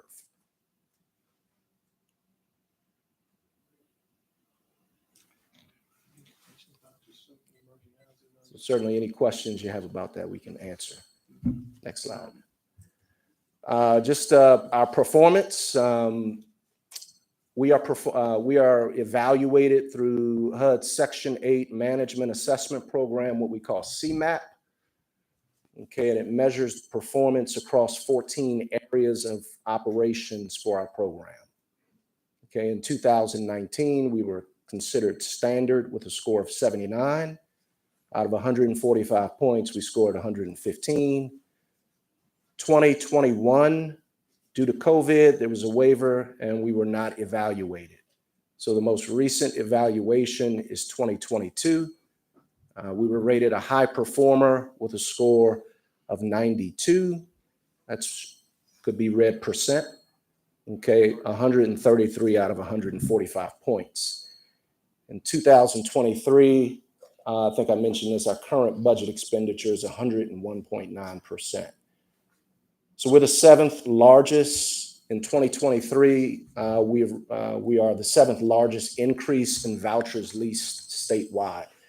That's out of 57 PHAs in the state. That simply means how many more people are getting vouchers in 2023 year to date, and it ranks it compared to the rest of the state's PHAs. We also have an attrition rate of 10.66%. Attrition is people leaving the program. So if you have people leaving the program, but you still have an increase in number of people being leased up, that's a good indication that we're doing a good job in getting vouchers out, even though we have a significant number of people exiting the program. This is just to share a little bit about what our families are faced with in the market. Fair market rents is how HUD establishes. They do this all across the country in every jurisdiction. You can go Google HUD fair market rents. It'll come right up. 2019, as an example of the fair market rents that HUD had determined for Mobile County, and this includes all of the county, because we serve the entire county. We can also get this down to the city of Mobile, right? We can also go into specific zip codes, what we call small area FMRs. But the general FMR for 2019, you can see it right there, 1 2-bedroom, 681 and 848 respectively. That's grown. HUD just published the 2024 FMRs. And so for a 1-bedroom, it's now $890, and for a 2-bedroom, it's $1,094. Okay, you can see the percent increase in the market over that, 4 or 5 year time frame. So The significance. You can go, Mr. Chairman. Yeah, you're fine. You can go to each zip code. Yeah. And figure out. Mhm. So can you also tell us too, like, for instance, my question is that I keep on getting is the people that's like in Thomas James, RB that moved out, where are they moving to? I mean, if they have these vouchers, what zip codes, what area are they moving to? Yeah, they're moving all around. I couldn't tell you, we could produce a list that can share with you, the zip codes. I couldn't share much else with you, but I could share with you the zip codes where families are moving from. Just like I said, in our system, we categorize everybody by the TPV, RV, Taylor, TPV. We can pull that list and tell you any and everything, although we can't, right? Because there's privacy rules, privacy laws. So we could certainly share with you, hey, this is where zip codes where families are moving to. But So is there more East Mobile, West Mobile? I inside couldn't the tell you city, that right outside the off. city? Yeah, I couldn't tell you. but doesn't that go? They're back- allowed to move wherever they want to move. But doesn't that go back to the question when I asked tracking, how do you know where they are so you can reclaim them once the RAD has open property if they want to come back? What's the question? I asked earlier, how are you tracking where they're going and maintaining a presence with them? So when the developer in the RAD program has housing in the area that they left from, they come back. Is tagged that way. So I could pull up that whole list and then tell you everything there is to know that we know about that family. So to answer this question, you do know where they are and you know part of the city they're in. Sure. Yeah. That's what I was saying. We do know. I can't tell you right off the top of my head how many people moved to 36604. But So- if we ask for that information, you can give it to us. I would have to Can- redact a lot of yeah, information. So, I mean, you could generally tell us what area. yeah, sure. Mr. Chairman, we could certainly presume, as we saw with redistricting and, the census and all of that, certainly presume a lot of population moved to the north and west. I think that was evident through our redistricting discussion. Some in south and west too. North and west and south and west. That's true. Yeah, it didn't get down as narrow as folks in public housing, but we did see in the 10-year span, a move of population. But the reason for me asking that question, because I heard from some of the residents that they didn't want to move out. And I heard from some of the residents, they moved out in the county. They didn't want to because they couldn't find housing. And as they was stated earlier, that people wanted to come back. So are they, how many going to be able to come back? Are they already on the east side of 65 or what? My concerns were when they were so far out that they'd rather be back because some of them don't have transportation. There's no Sure. bus routes, Sure. transportation costs triple. So Yeah. they want to be in town, but Yeah. they want somewhere to go. Sure. But they're out in the county and they can't walk to the gas station out in the corner and get a cigarette. You know what I mean? Sure. That's a long hump. So Sure. people are concerned and they're really concerned about that. Yeah. Mr. Chairman, and with the program, as the RAD program comes up, we're talking about something, but how many of these have been executed as of right now? So How many of what has been how many of the executed? projects, bringing in the private group and renovating these former HUD properties, Sure. moving the people out, coming in, doing all the work. How many of Sure. those have been executed? Because if I'm understanding correctly, they're in process, Mhm. but they haven't been executed, even though people have been displaced. Sure. So really, you haven't, kind of to answer his question, you kind of haven't had the opportunity to pull your list and notify them that they're ready to move back in if they'd like to come back. Yeah, that, right. You said it. That program for about 6-7 months now, right? Or a little bit longer. When you say back in the RAD program. Well, you granted Yeah, sure. the process to where you can do RAD work, right? RAD CHAP. So where you can actually renovate and you could take on the projects yourself. You've only been able to do that now for a little bit less than a year, right? Yeah, so certainly from an whole agency standpoint, the two agreements that are up on the screen that were initially put up on the screen, HUD, the first and foremost is the operation of the housing authority overall. That needed stability. I came here as a HUD consultant in 2018, and the place was in shambles. There was no management at all. When we went back to HUD, we were like, we'd love to help, right? Because we've done this in a number of places, turnaround work, all of that. But there's nobody here. There's no CEO. There's no finance manager. There's nobody, right, in executive leadership. So the very first thing that any organization, any business is going to say is let's stabilize and let's get right the things that are wrong and then move through a process of repositioning and all the other things. Now, a lot has been happening simultaneously. You don't get to a RAD CHAP in 60 days, right? There's a whole process of developing a plan, in addition to writing the ship and correcting things that obviously we report to HUD on a monthly basis and have monthly meetings so that they can feel like, okay, we've got people in place who know what they're doing and are going to be able to execute before they say, okay, let's see your plans. Yeah, So, I agree. I'm in defense of what I was saying, in defense of you guys' program, you just gotten to the point where you can actually perform that type of work. You mentioned that HUD wanted to see an executive staff. I asked earlier, did you have an executive staff in place already? Mike, do y'all have an executive staff in place now with a chief financial officer and everything? You do? So all those positions have been hired? They're not, our CFO is a consultant. is not our employees. So all of your executive staff is under contract, is what you're telling us? Is there Not all, but percentage. So we have 79 staff members and 7 part-timers work through employment agencies, and we have a total of 5 consultants out of that. No. and those 5 consultants fill your executive staff, is what you're saying? For the most part, yes. They're contracted out? They're contracted out. Okay. All right, and they It's can, tied to another challenge that. well, you have The con. last thing that we address in the recovery agreement. Well, you have contracting authority if you want to contract your executive staff out. That's your ability. So, I mean, do you have an org chart that shows your executive staff so we all can know who they are? Of course, we do. Could you send it to us when you get a chance back to the office, please? I'd just like to know who they are. It may not happen today, but you'll get it. I said when you get a chance, can you send it back to me when you get back to the office? So it'd be kind of nice. I'd like to know who they are. That's all. Thank you. So I only bring this up just to share with you how rents have increased. You probably are certainly aware of it, how rents have increased in the Mobile market and what a lot of our families are struggling with in order to find housing. So some of the actions we've taken as a housing authority is made requests to HUD. We have what is called a payment standard. And I know this may be getting a little technical, but I think it's helpful. Our payment standard is the total amount of subsidy that we can pay towards any family. Okay? That's what the payment standard is. It's based off of the baseline is the FMR, right? So for years, MHA was at 110% of the FMR, right? We increased that to 120% a couple of years ago.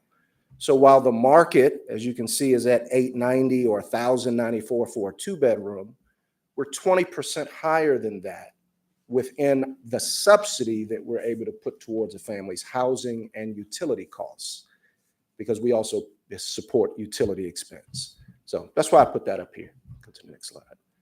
These are the 14 indicators that our program is judged on.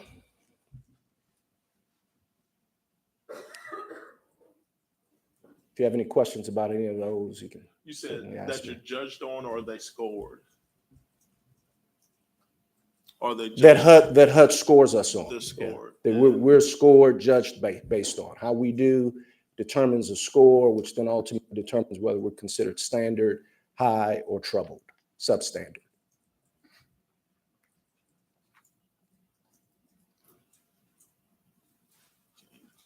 Next slide. In case there was any questions, we could ask that, but I think you've already answered that question before about how the scoring, that you don't have a current score at all. so again, that is the low-income public housing side of the house. We're on the HCV side of the house. They're totally two different. you We guys- have been scored. And you guys' score was? If you go back a few slides, you can see that there. Okay, fine. The second bullet for 22, we're a high performer, 133 out of 145 points, 92%.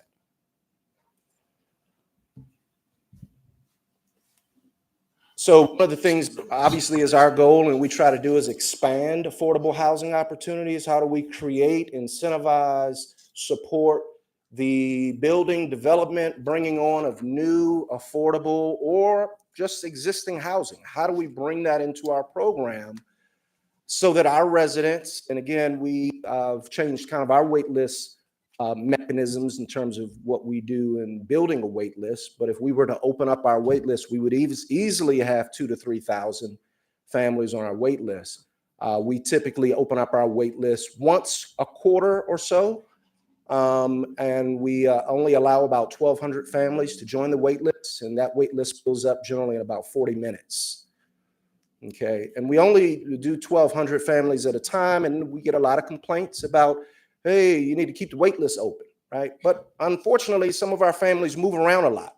And so when we first got here, the wait list was 6,000 people. It hadn't been open in 3 years. And so guess what? 2,000 of those families, 5,000 of those families, we couldn't locate them because they're moving around over 3 or 4 years, right?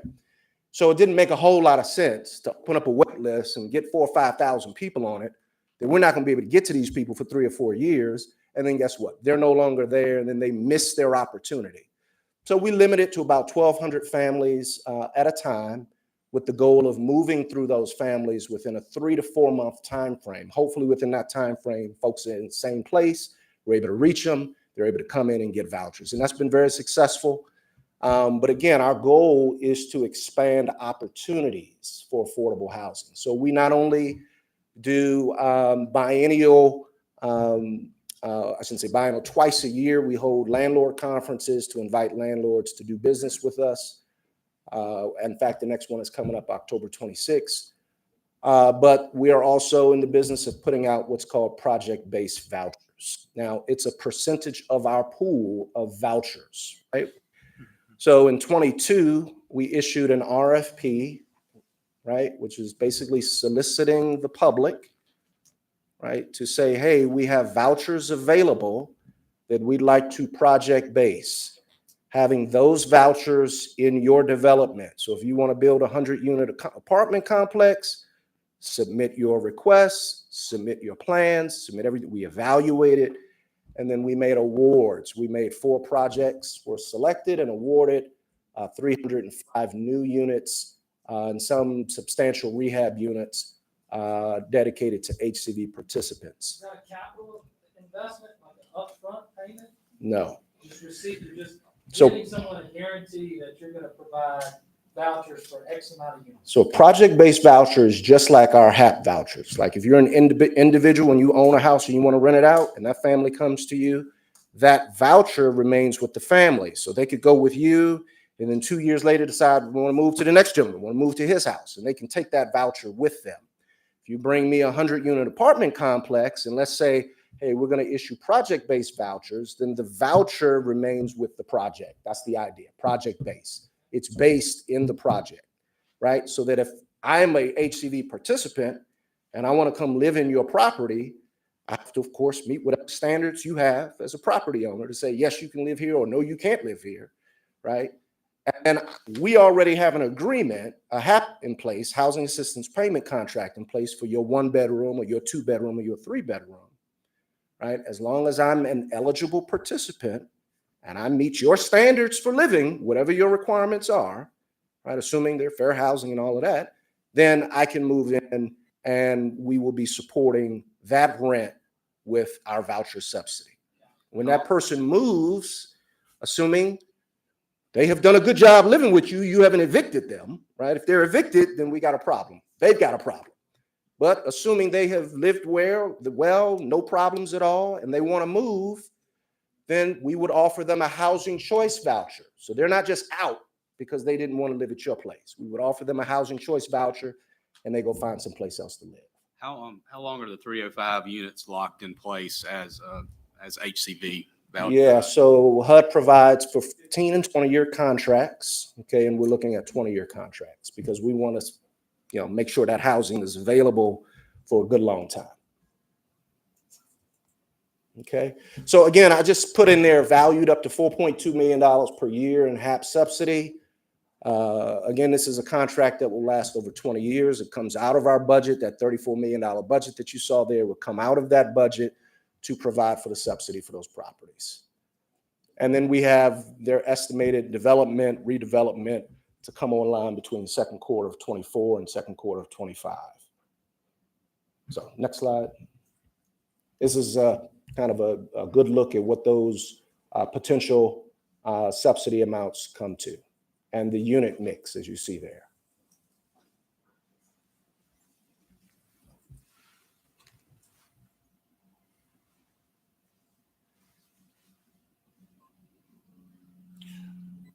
Next slide. Please, CJ.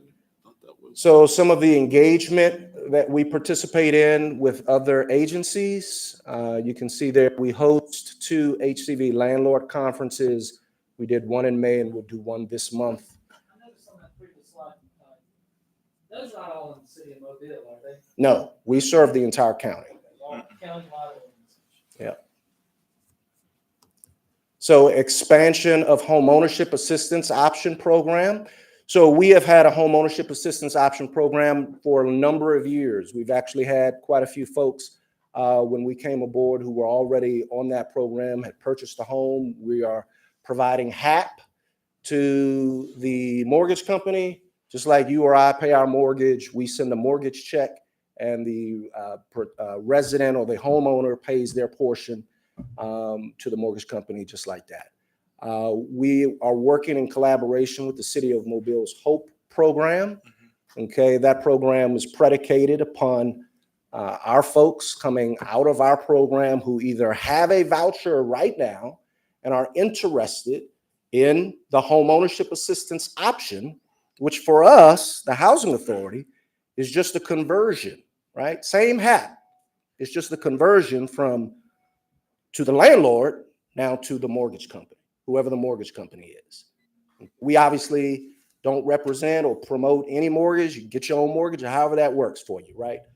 And there's a process that families have to walk through. You just can't come to me and say, I want to buy a house and send all the money to this person now. It doesn't work like that, as we know, everything is a process, right? So we have a requirement, HUD has a requirement that they receive home ownership assistance, home ownership training, right? Home ownership education. There's some other requirements within the program that HUD has outlined, like you need to have stable income, right? We don't want you moving into a house and then you lose your job. We want you to have demonstrated stability of income, right? HUD has a requirement that your income be a certain amount, right? Unless you are disabled. And so when those families come through our program and they then do qualify, then we refer those families over to the HOPE program, or they can choose any other program that they want to go through, right? So that's how that works. Yes. Select banks, I would say. And how are y'all telling the people about the HOPE program? I mean, So we have it on our website. We put out notification through our social media. David could certainly tell you how many hits we get. We get literally thousands, and I mean like 10, 15, 20, 30, 40,000 shares when Really? we send out stuff. Yes. That's pretty good to know. And is that a constant communication? I guess that's constantly communicating with Jamie's program too, to see if there's money available for new structures for the whole program too. We don't participate in that part at all. All we do is provide the participant with the voucher that says, now this is how much we will pay in HAP funds. So After that, they have to go and seek and source their own banking, their own everything beyond that. Jamie, how does that work with us? If anybody comes to us and they have a voucher, appear to be eligible, we refer them an email address, and they have to be sent back to us as qualified. So there's a communication between the two of you guys. Yeah, it's difficult to get them back through those where we have to hang up. Because of the education piece and the qualification The piece. case management. Just come to the mic. Sorry. I think it's more the case management. They've had an issue keeping case managers. Is that? No, we don't have an issue in that. Oftentimes you find families, once they're educated, they make a different choice. They make a different decision. Some families that come in aren't qualified. They don't meet it. They're not able to move forward because HUD has certain requirements that they have to meet. And so if they're not able to meet it, then they're not able to meet it. I mean, but you said you get thousands of requests. No, that's not what I said. no, you say hits. Hits, I'm sorry. Yeah, I'm but sorry. We publish a number of the activities that we do to the marketplace. As an example, when we open up our wait list, we can't keep that a secret. We let it know. How many Yeah. qualifiers do you think you get in a year's time? Well, we just started this part of the program when? Been talking since December. It went live April. So went live April. I couldn't tell you that right off. So how would that would work perfect with the Capital Collaborative, wouldn't it, Jamie? With the Capital Collaborative District we're trying to set, that would be. Yeah. I mean, it could be one of the things that accesses. Yeah. I mean, they could actually help drive it. Yeah.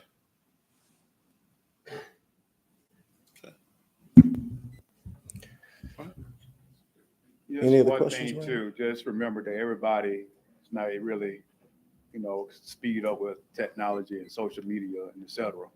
Because I even had heard some things like in the past where vouchers, the announcement about vouchers was released like on IG or something. And it was like within a couple hours or a day, and the tenants didn't have enough time, and they had to go early in the morning. Let me tell you, I hear more this, that, this, and the other as a result, right? Here's what I always tell our participants, right? Folks who are interested. We send out a notice pretty much the same way, every time, right? And yet 40,000 shares can happen. People come to our website and our voucher list, wait list will fill up in 30 minutes, 40 minutes with 1,200 families. And why didn't you get on it? Because you didn't know? 40,000 shares? We have people who come to us and say, well, my friend told me, and now I'm on the wait list. So there's always going to be, always, as they say, the poor you always have with you. There's always going to be people who say, well, I didn't know, nobody told me. It's somebody else's fault for why I didn't know and get to participate in whatever it is. Unfortunately, we can't judge our success based on that. We have to judge our success based on, are we doing things the proper way so that everybody can know who can know, right? So if we, and we put it out, news, we do it all, right? So we're always open to new suggestions about how we can advertise and publicize and get the word out. At the end of the day, there's a lot of people that join our wait list. Every single time we open it, we're issuing, at least in the past 6 months, 8 months, hundreds of vouchers a month. And people are finding homes. Now, is it enough? No. Do we have enough money? No. Is there more people who want homes? Absolutely. Is there enough homes out here? No, it's not. And that's why we're taking other actions through our project-based voucher initiative to try to help create more affordable housing. These are just some of the other relationships that we have established. Department of Rehabilitation Services, Housing First, which is the area COC, Continuum of Care, and then the Area Agency for Aging. These are in particular to serve some of our special voucher holders. Of course, we have a relationship with the VA, who gets our VASH vouchers, and then, of course, the emergency housing vouchers, which we talked about, really saw a little earlier. I think that's it. Any other questions? Let's move the agenda a little bit. Great. Let's, I think we should be right around collaborative initiatives right here. Linda, if you want to talk a little bit about where we're trying to go with our capital collaborative, what we may have need for as far as partnership when we move forward with the capital improvement district. Yeah, please.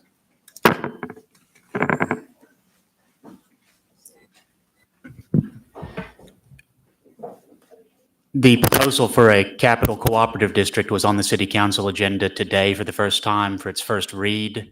What this is a state law provision that allows government or public corporations to band together for a stated purpose.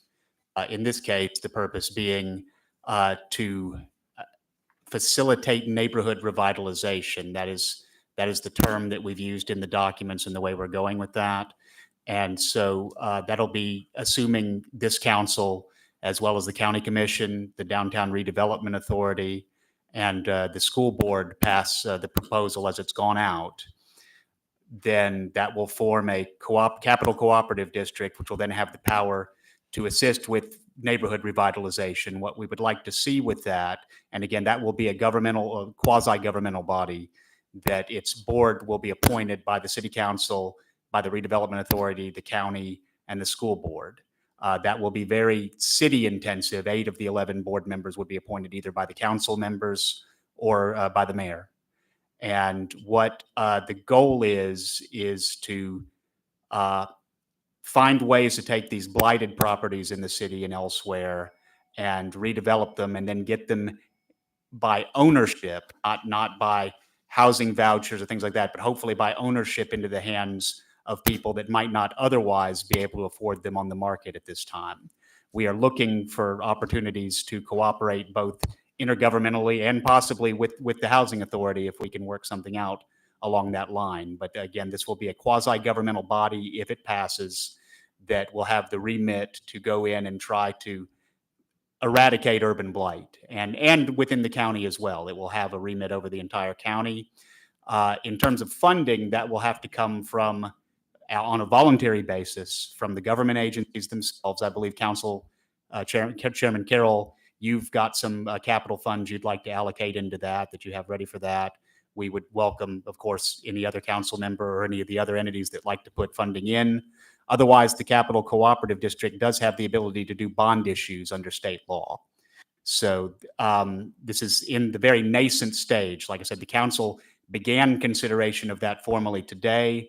In the coming weeks and months, we'll be looking at getting that in front of the county commission, the redevelopment authority, school board, and hopefully moving on from there in a cooperative manner, and not just with those agencies, but with other agencies in specifically addressing the issue of urban blight. Well, not just urban blight, but affordable housing. Being that affordable housing is probably the biggest initiative that we have in the city that we don't have enough of. And what we need is partnering agencies here. And that's where we have been working now for over a year to get to this point. About 2 weeks ago, we reached a point to where we were ready to ask the council to petition the council for this, and also to petition the county commission, the school board, and the Downtown Redevelopment Authority. Now, this is a work in progress, but this is what we're working for and working towards. The largest property owner in this city is the Housing Board. And as I said, Mike, in the past, when I first started talking to you about this, it's paramount that we have some type of working relationship to where we can move our city forward with affordable housing, being that you have bunches of property. And it would be nice to have some type of working agreement in place to where we know that if that we have a plan in place, which we do. We have a plan in place. We have funding for our plan in place. We have additional funding for our plan in place, not just for a small development, but multi-phase development. We just received another $53 million from ADECA for multifamily development. Plus, we have some ARPA fundings. Plus, I myself have $5 million for property acquisition and everything else, as we've discussed in the past. We're looking for a solid partner, as I told you when I called you that day, and would love to work with you. But we need to be able to know what you know, and you need to be able to know what I know. But we need to have some type of personable civil relationship to where we can move this city forward. And can't do it when one of us is going right and the other one's going left. So the thing is, and we need your board's help too. We need your board's help, and we need that open dialogue of communication. So this is a collaboration here, and I'm hoping that at some point that you can become a part of that collaboration, or if you are a part of that collaboration, let us know. Because like I said, right now you hold a bunch of property that I think everybody's interested in, and you hold some pieces that would help us revitalize some common grounds that this city needs to be revitalized. Come. As I stated earlier, much of you said we hold a bunch of property, but the vast majority of it isn't available unless you guys are going to acquire some from the airport authority, which I understand that there's conversations about that, but I'm not involved in that. But that'd be great. I mentioned the Roger Williams property, but in terms of other just vacant acreage, unless you're speaking about Josephine Allen property, which does have some subsurface environmental challenges, that's about the balance of what's out there. But in terms of working collaboratively, again, I don't have a challenge with doing that. But there has to be, communication is a two-way street. And so if we can work on that, if you can fix that, we're good. I think, Mike, I don't know where your breakdown is. I've called you. I've talked to you. I don't know what else to do. I've texted you, but that's not what I'm talking about. So you're telling me right now that Roger Williams, that property that you mentioned earlier today, you said has some acreage on the high end that is no longer available. No, okay, so that is available. Roger Williams is available. Mm-hmm. Josephine Allen is available. And right now do we have a locked in plan with HUD on AF Owens? When you mean locked in plan with HUD, what does that mean? But before I guess you said earlier that, and I heard your personnel say that when you have a plan, it has to be submitted to HUD for HUD to approve it, and it has to show that it has funding and everything else before it can even go through. So even if you I can answer you. I know exactly what you. So we have a LOI presently for Orange Grove acreage.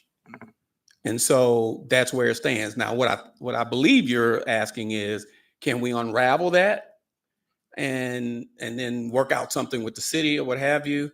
I can't say that at this particular point in time, but the reality is we want housing. We need housing. We don't care who gets the credit. We just need it.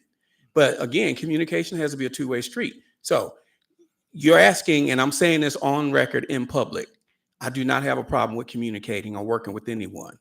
So if we can fix that, I'm saying, yes, I can communicate and we'll work with, but won't be dictated to and told this is what it's going to be without even considering our agency and the impact on us. If we can do that, then fine. I have no challenges with that. I want what's best for the community, period. Okay. So, Mike, I don't know where the Orange Grove deal is in place and time, but as it moves forward, whatever happens out there happens.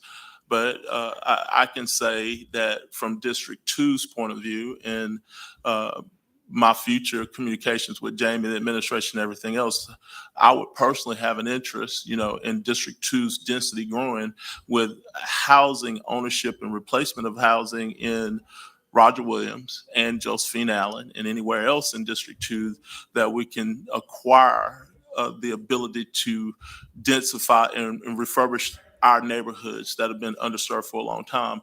But you're just one part of it. The rest, blighted properties and the NRP program and all of that stuff has to fit too. They all have to be able to work together and work into it for us to get some type of equity in communities. We just can't, all of us can't be, one of us can't be over here and the rest of us over there. Are you not listening to me? Yeah, I heard you. You're regurgitating the same thing. I'm saying I'm on board. What I haven't heard you say, Councilman, is I will make sure that the city gets on board so that you've already publicly stated, I'm willing to work with y'all. But you never ever crossed that line for whatever reason. Well, so that's all I'm saying. Let's do this right now. Jamie, you got a problem with open communication with Mike? No. Are you willing to talk to him? So Jamie, say hello to Mike. No. So I don't have a problem talking to anybody. Sometimes people say I talk too much to them. The designated person for the housing authority is Jim Barber, chief of staff. Okay. That was done 3 years ago. That's what the shift was. And the question you might ask is why? Because that's not his bailiwick. He's a police officer by trade. That's not his deal. Hey, nope, that's personal. No, it's not personal. I know but Jim. I like Jim. You're missing my point. It goes. I'm saying why would Jim be my contact and not Jamie? Because he is the subject matter expert in-house for the city of Mobile on this. Mike, let's do this. Over the next 2 weeks, let's put this to bed, Mike. But I'm going to ask you to be a proponent in putting this to bed. I mean, I'm done with it. I promised you I would. I'm done. You don't have to come back to me and ask me anything. Okay. The only thing I asked you was, and I think it's fair, is so when Jim calls me, Jim has no idea what I'm talking. Wait a minute, what I'm talking about. I'm explaining to you what the deal is. When he calls me, he doesn't understand this stuff like Jamie does. And so he's filtering, and that filtering, things get lost in translation, and maybe hard feelings come out of that result. But you need to ask Jamie, and you need to find out why 3 years ago this was put in place, why we weren't talking. And I'm good. So Mr. Chairman, I'm willing and able to work with anybody. Let me let these guys talk, and we'll come back to this. I didn't hear who I saw first, so Ben. Based on my neophyte knowledge of all of this and learning, of course, it's become apparent this is not meant to inflame or embroil anyone, but it's apparent, or it seems like it's apparent, that the city may not have the confidence, in investing money in the Mobile Housing Authority at this point. That's the way it seems. And, you know, understandably so in some respect. Let me ask, can I ask a question? Wait, let him finish, Mike, and we'll come back. Understandably so in some respects. I mean, you know, there are problems that are at the housing authority that you and your team are working actively to address, but HUD recognized that there were some issues as well and put, you know, the organization in, this may be the wrong term, receivership of some, No, not- no, whatever that's- the term is. It's Trouble, not, it's trouble. not, do what? Trouble. In trouble. So in order to get to a point where we can actually put, you know, this talk to action, and that is the city working collaboratively with the Mobile Housing Authority and the Mobile Housing Authority collaboratively with the city, we got to know, you know, what is the city expecting from the Mobile Housing Authority? Is there some structural change to the way they operate? You know, is there a certain number of properties that have been repaired to a certain point? Is it a leadership change if that's what the city seeks? Is there, you know, a certain amount of money that the housing authority must have in the bank? You know, do they need certain deed restrictions when they invest money? Or, you know, is there some staffing issues that need to be addressed? I mean, city has to define that. You know, I think that's maybe where we're falling short, and maybe they have, and I'm just not aware of it. But in order to get, you know, the housing authority to a point where the city is confident in doing day-to-day transactions or business on properties or whatever else, I think it's very important that the city clearly put that out. This is our expectation when we're dealing with you, and the housing authority does the same. This is our expectation with dealing with you. Of course, Mr. Pierce has identified some of those, you know, to have some respect and understanding of what his organization's goals are and that sort of thing. But until that's done, you know, this is all just talk, you know, and maneuvering around and, you know, creating additional organizations to reach the same objective. And frankly, that's, I don't think, the best way forward. I think the best way forward is the city to clearly define what they need in order to do business with the housing authority, and the housing authority do the same. It's a And that's where I'm at. It's a partnership. The city does not give us money. We don't receive any funding from you all. So that's not the kind of relationship that exists. The relationship exists in terms of, you know, if we have available assets that can be utilized to build housing, then is that property available so that it can be utilized for housing development? But all of the other funding is independent of the city. So you're not withholding resources from us because we don't have our house in order or anything like that, because HUD, again, is our single funder.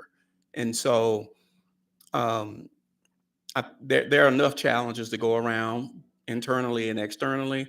But the reality is, if we're all committed to the same thing, then we'll get there.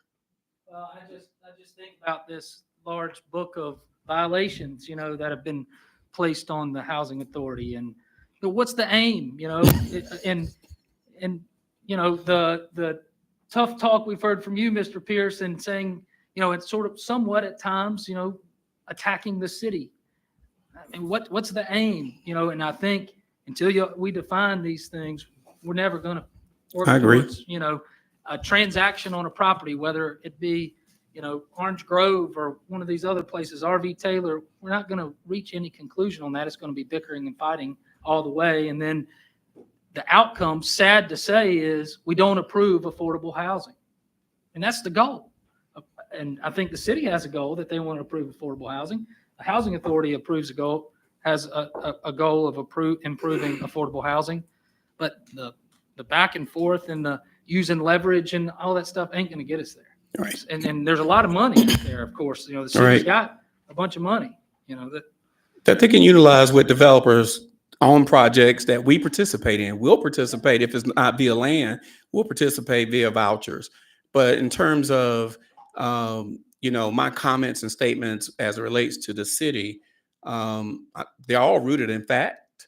I can assure you, it's all rooted in fact, and I can provide you the evidence that is rooted in fact. But the reality is, this is bigger than all of us. And so we should be working together cohesively to get to more and more affordable housing. I will tell you what I know. But for a particular developer not being a part of what's already been committed, this conversation doesn't happen.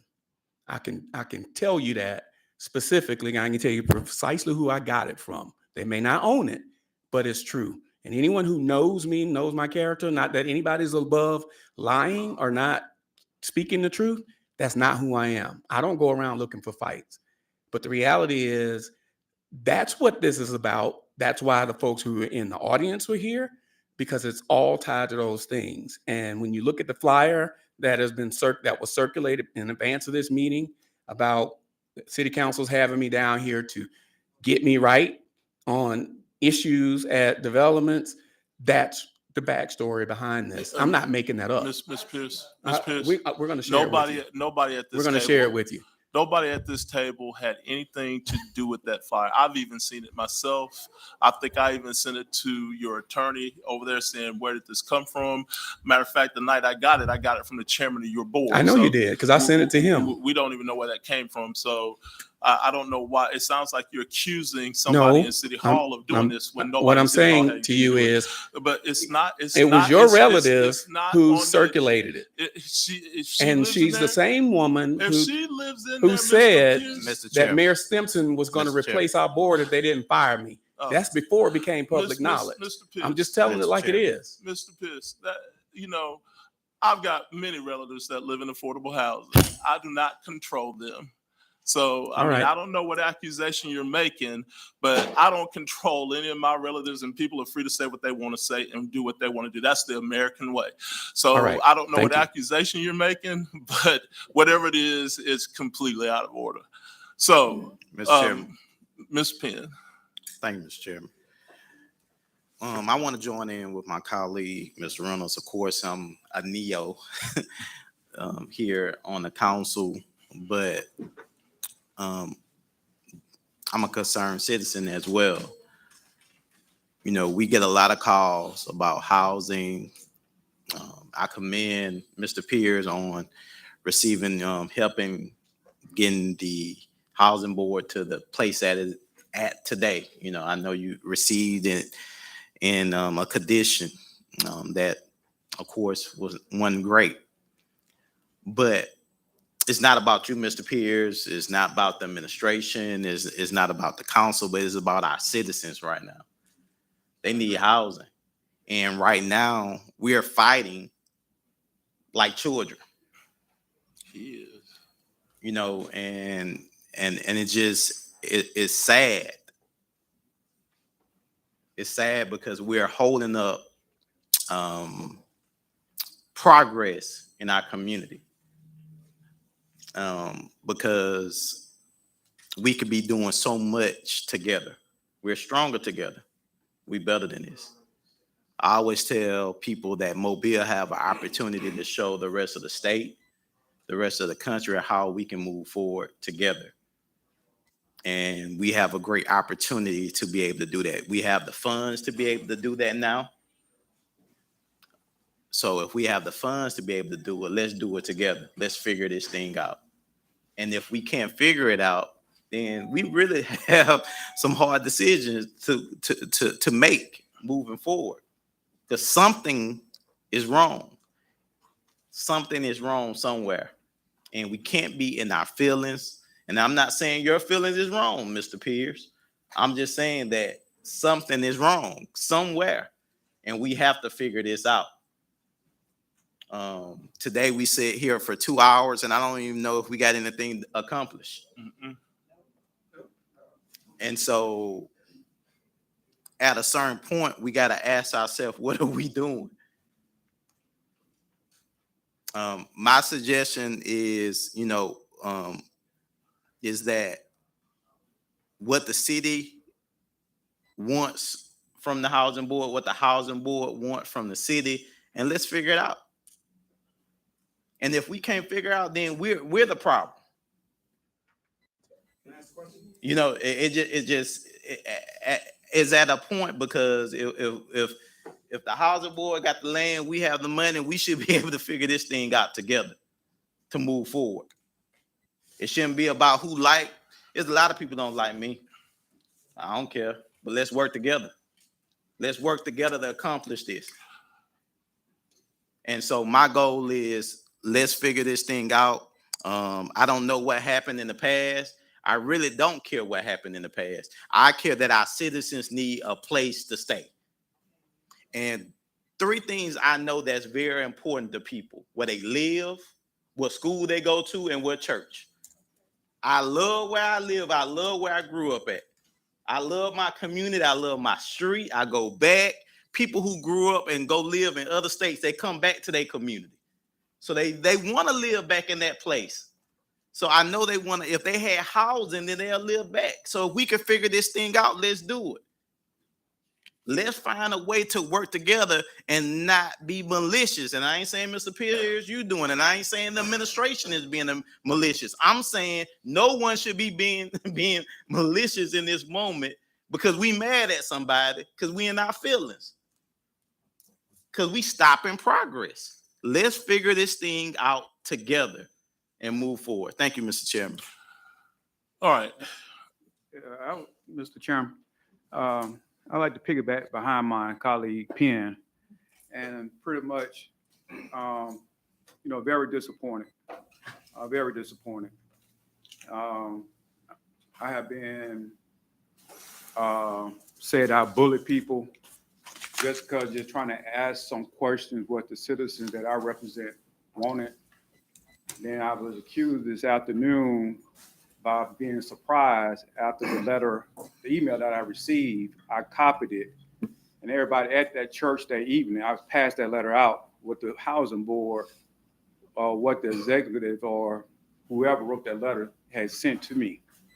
I'm going to ask, if possible, and I'm going to talk to the chairman of the housing board, that I believe that, at least the council and your board, we need to sit down into like an executive session. That's, I asked the city attorney and our attorney, is that possible? Because again, it's all about moving this city forward. And it's not about me being bigger than the next person, because I'm not sitting in the seat for politics. I'm sitting in the seat to represent people.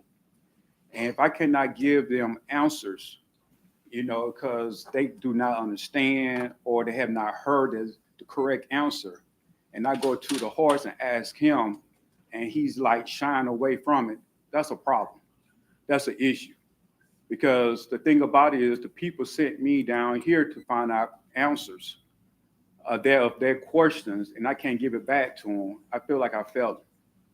And even if I ask in a public meeting where I have some citizens here, but they can hear with their own 2 ears and still not really just get the clear answer that they needed or what they want, that's a problem. And is it possible that, as the city attorney, is it possible that, our board, city, and the housing board can really just sit down at a table and just really just communicate? Mr. President, it depends on the subject matter, especially since you're talking about developing property and what sale and what transaction would happen. That's a possibility. Yeah. But it goes further than that. It goes to, Mr. Woods, it goes also to the point of communication and confidence in communication and confidence in the communication with the executive director on both sides of this. And when there's a lack of confidence, it could go to a situation of the council having no confidence in what's happening over there.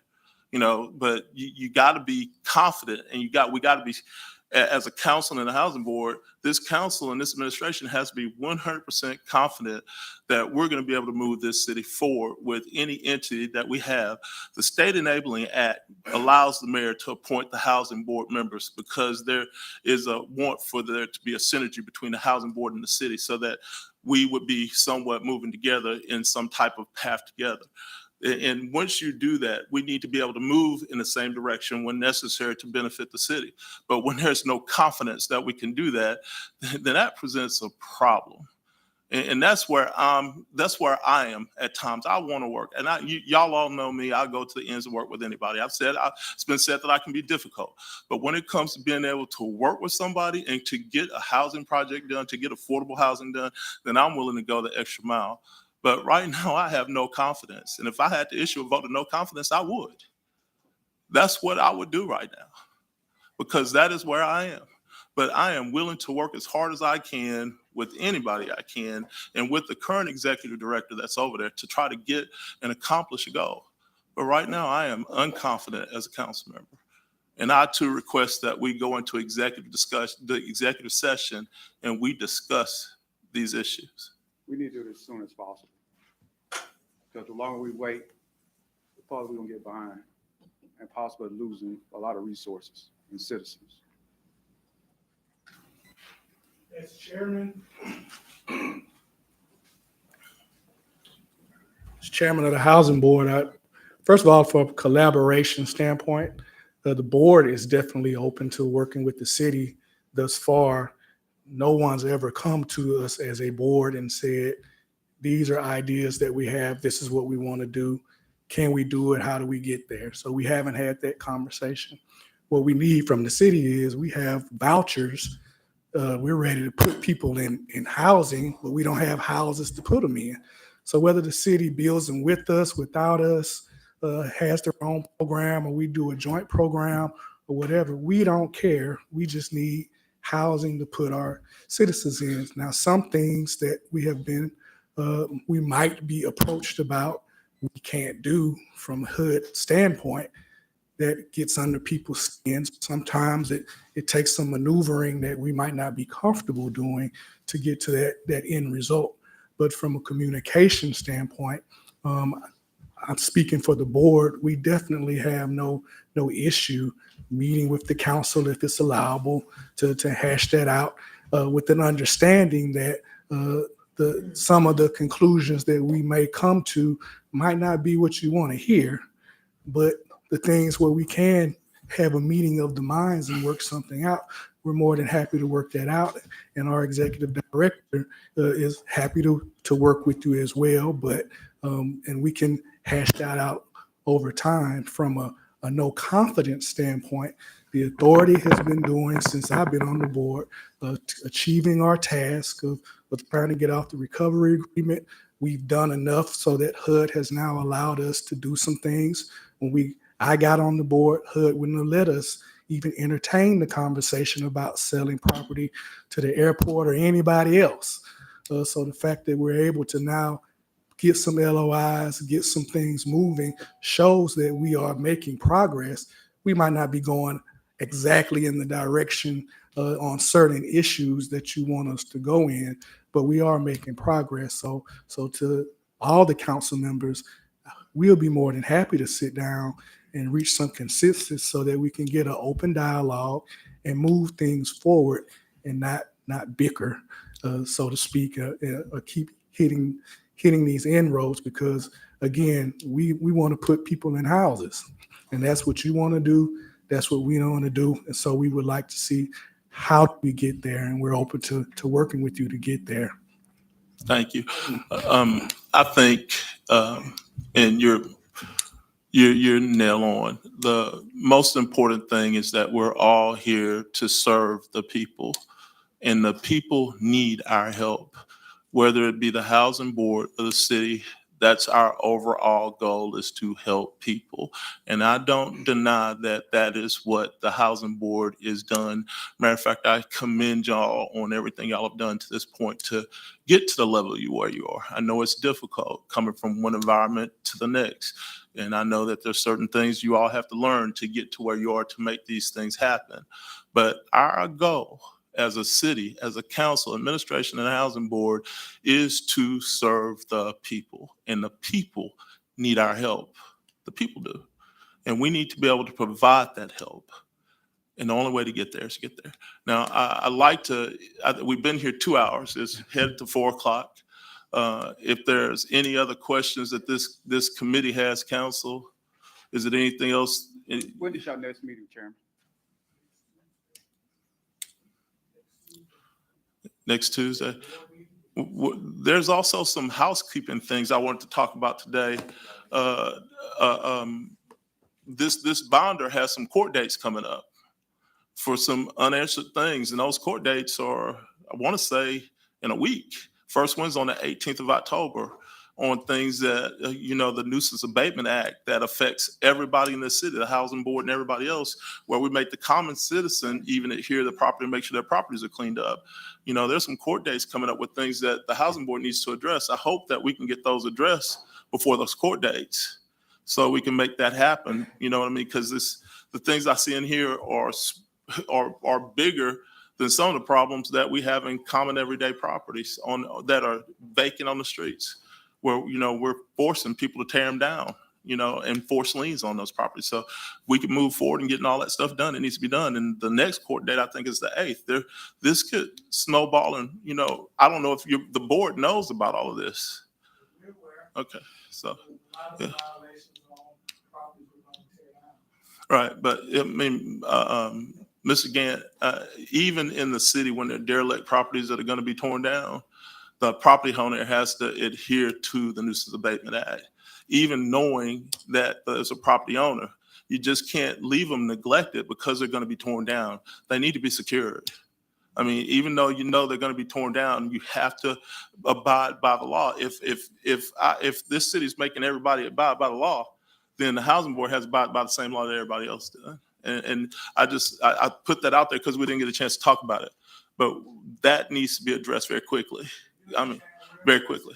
Some of it's been out there for a long time now, so let's get it done. But we need an answer on it. Yeah, Mr. Chairman, if I can just speak to after this meeting, our council attorney and the city attorney. And Mr. Chairman, if the attorneys can speak to your attorney, or we can try to get this scheduled as soon as possible. Does I see the housing board attorney in the audience, in the gallery. But just let them communicate. Just let them communicate. Okay.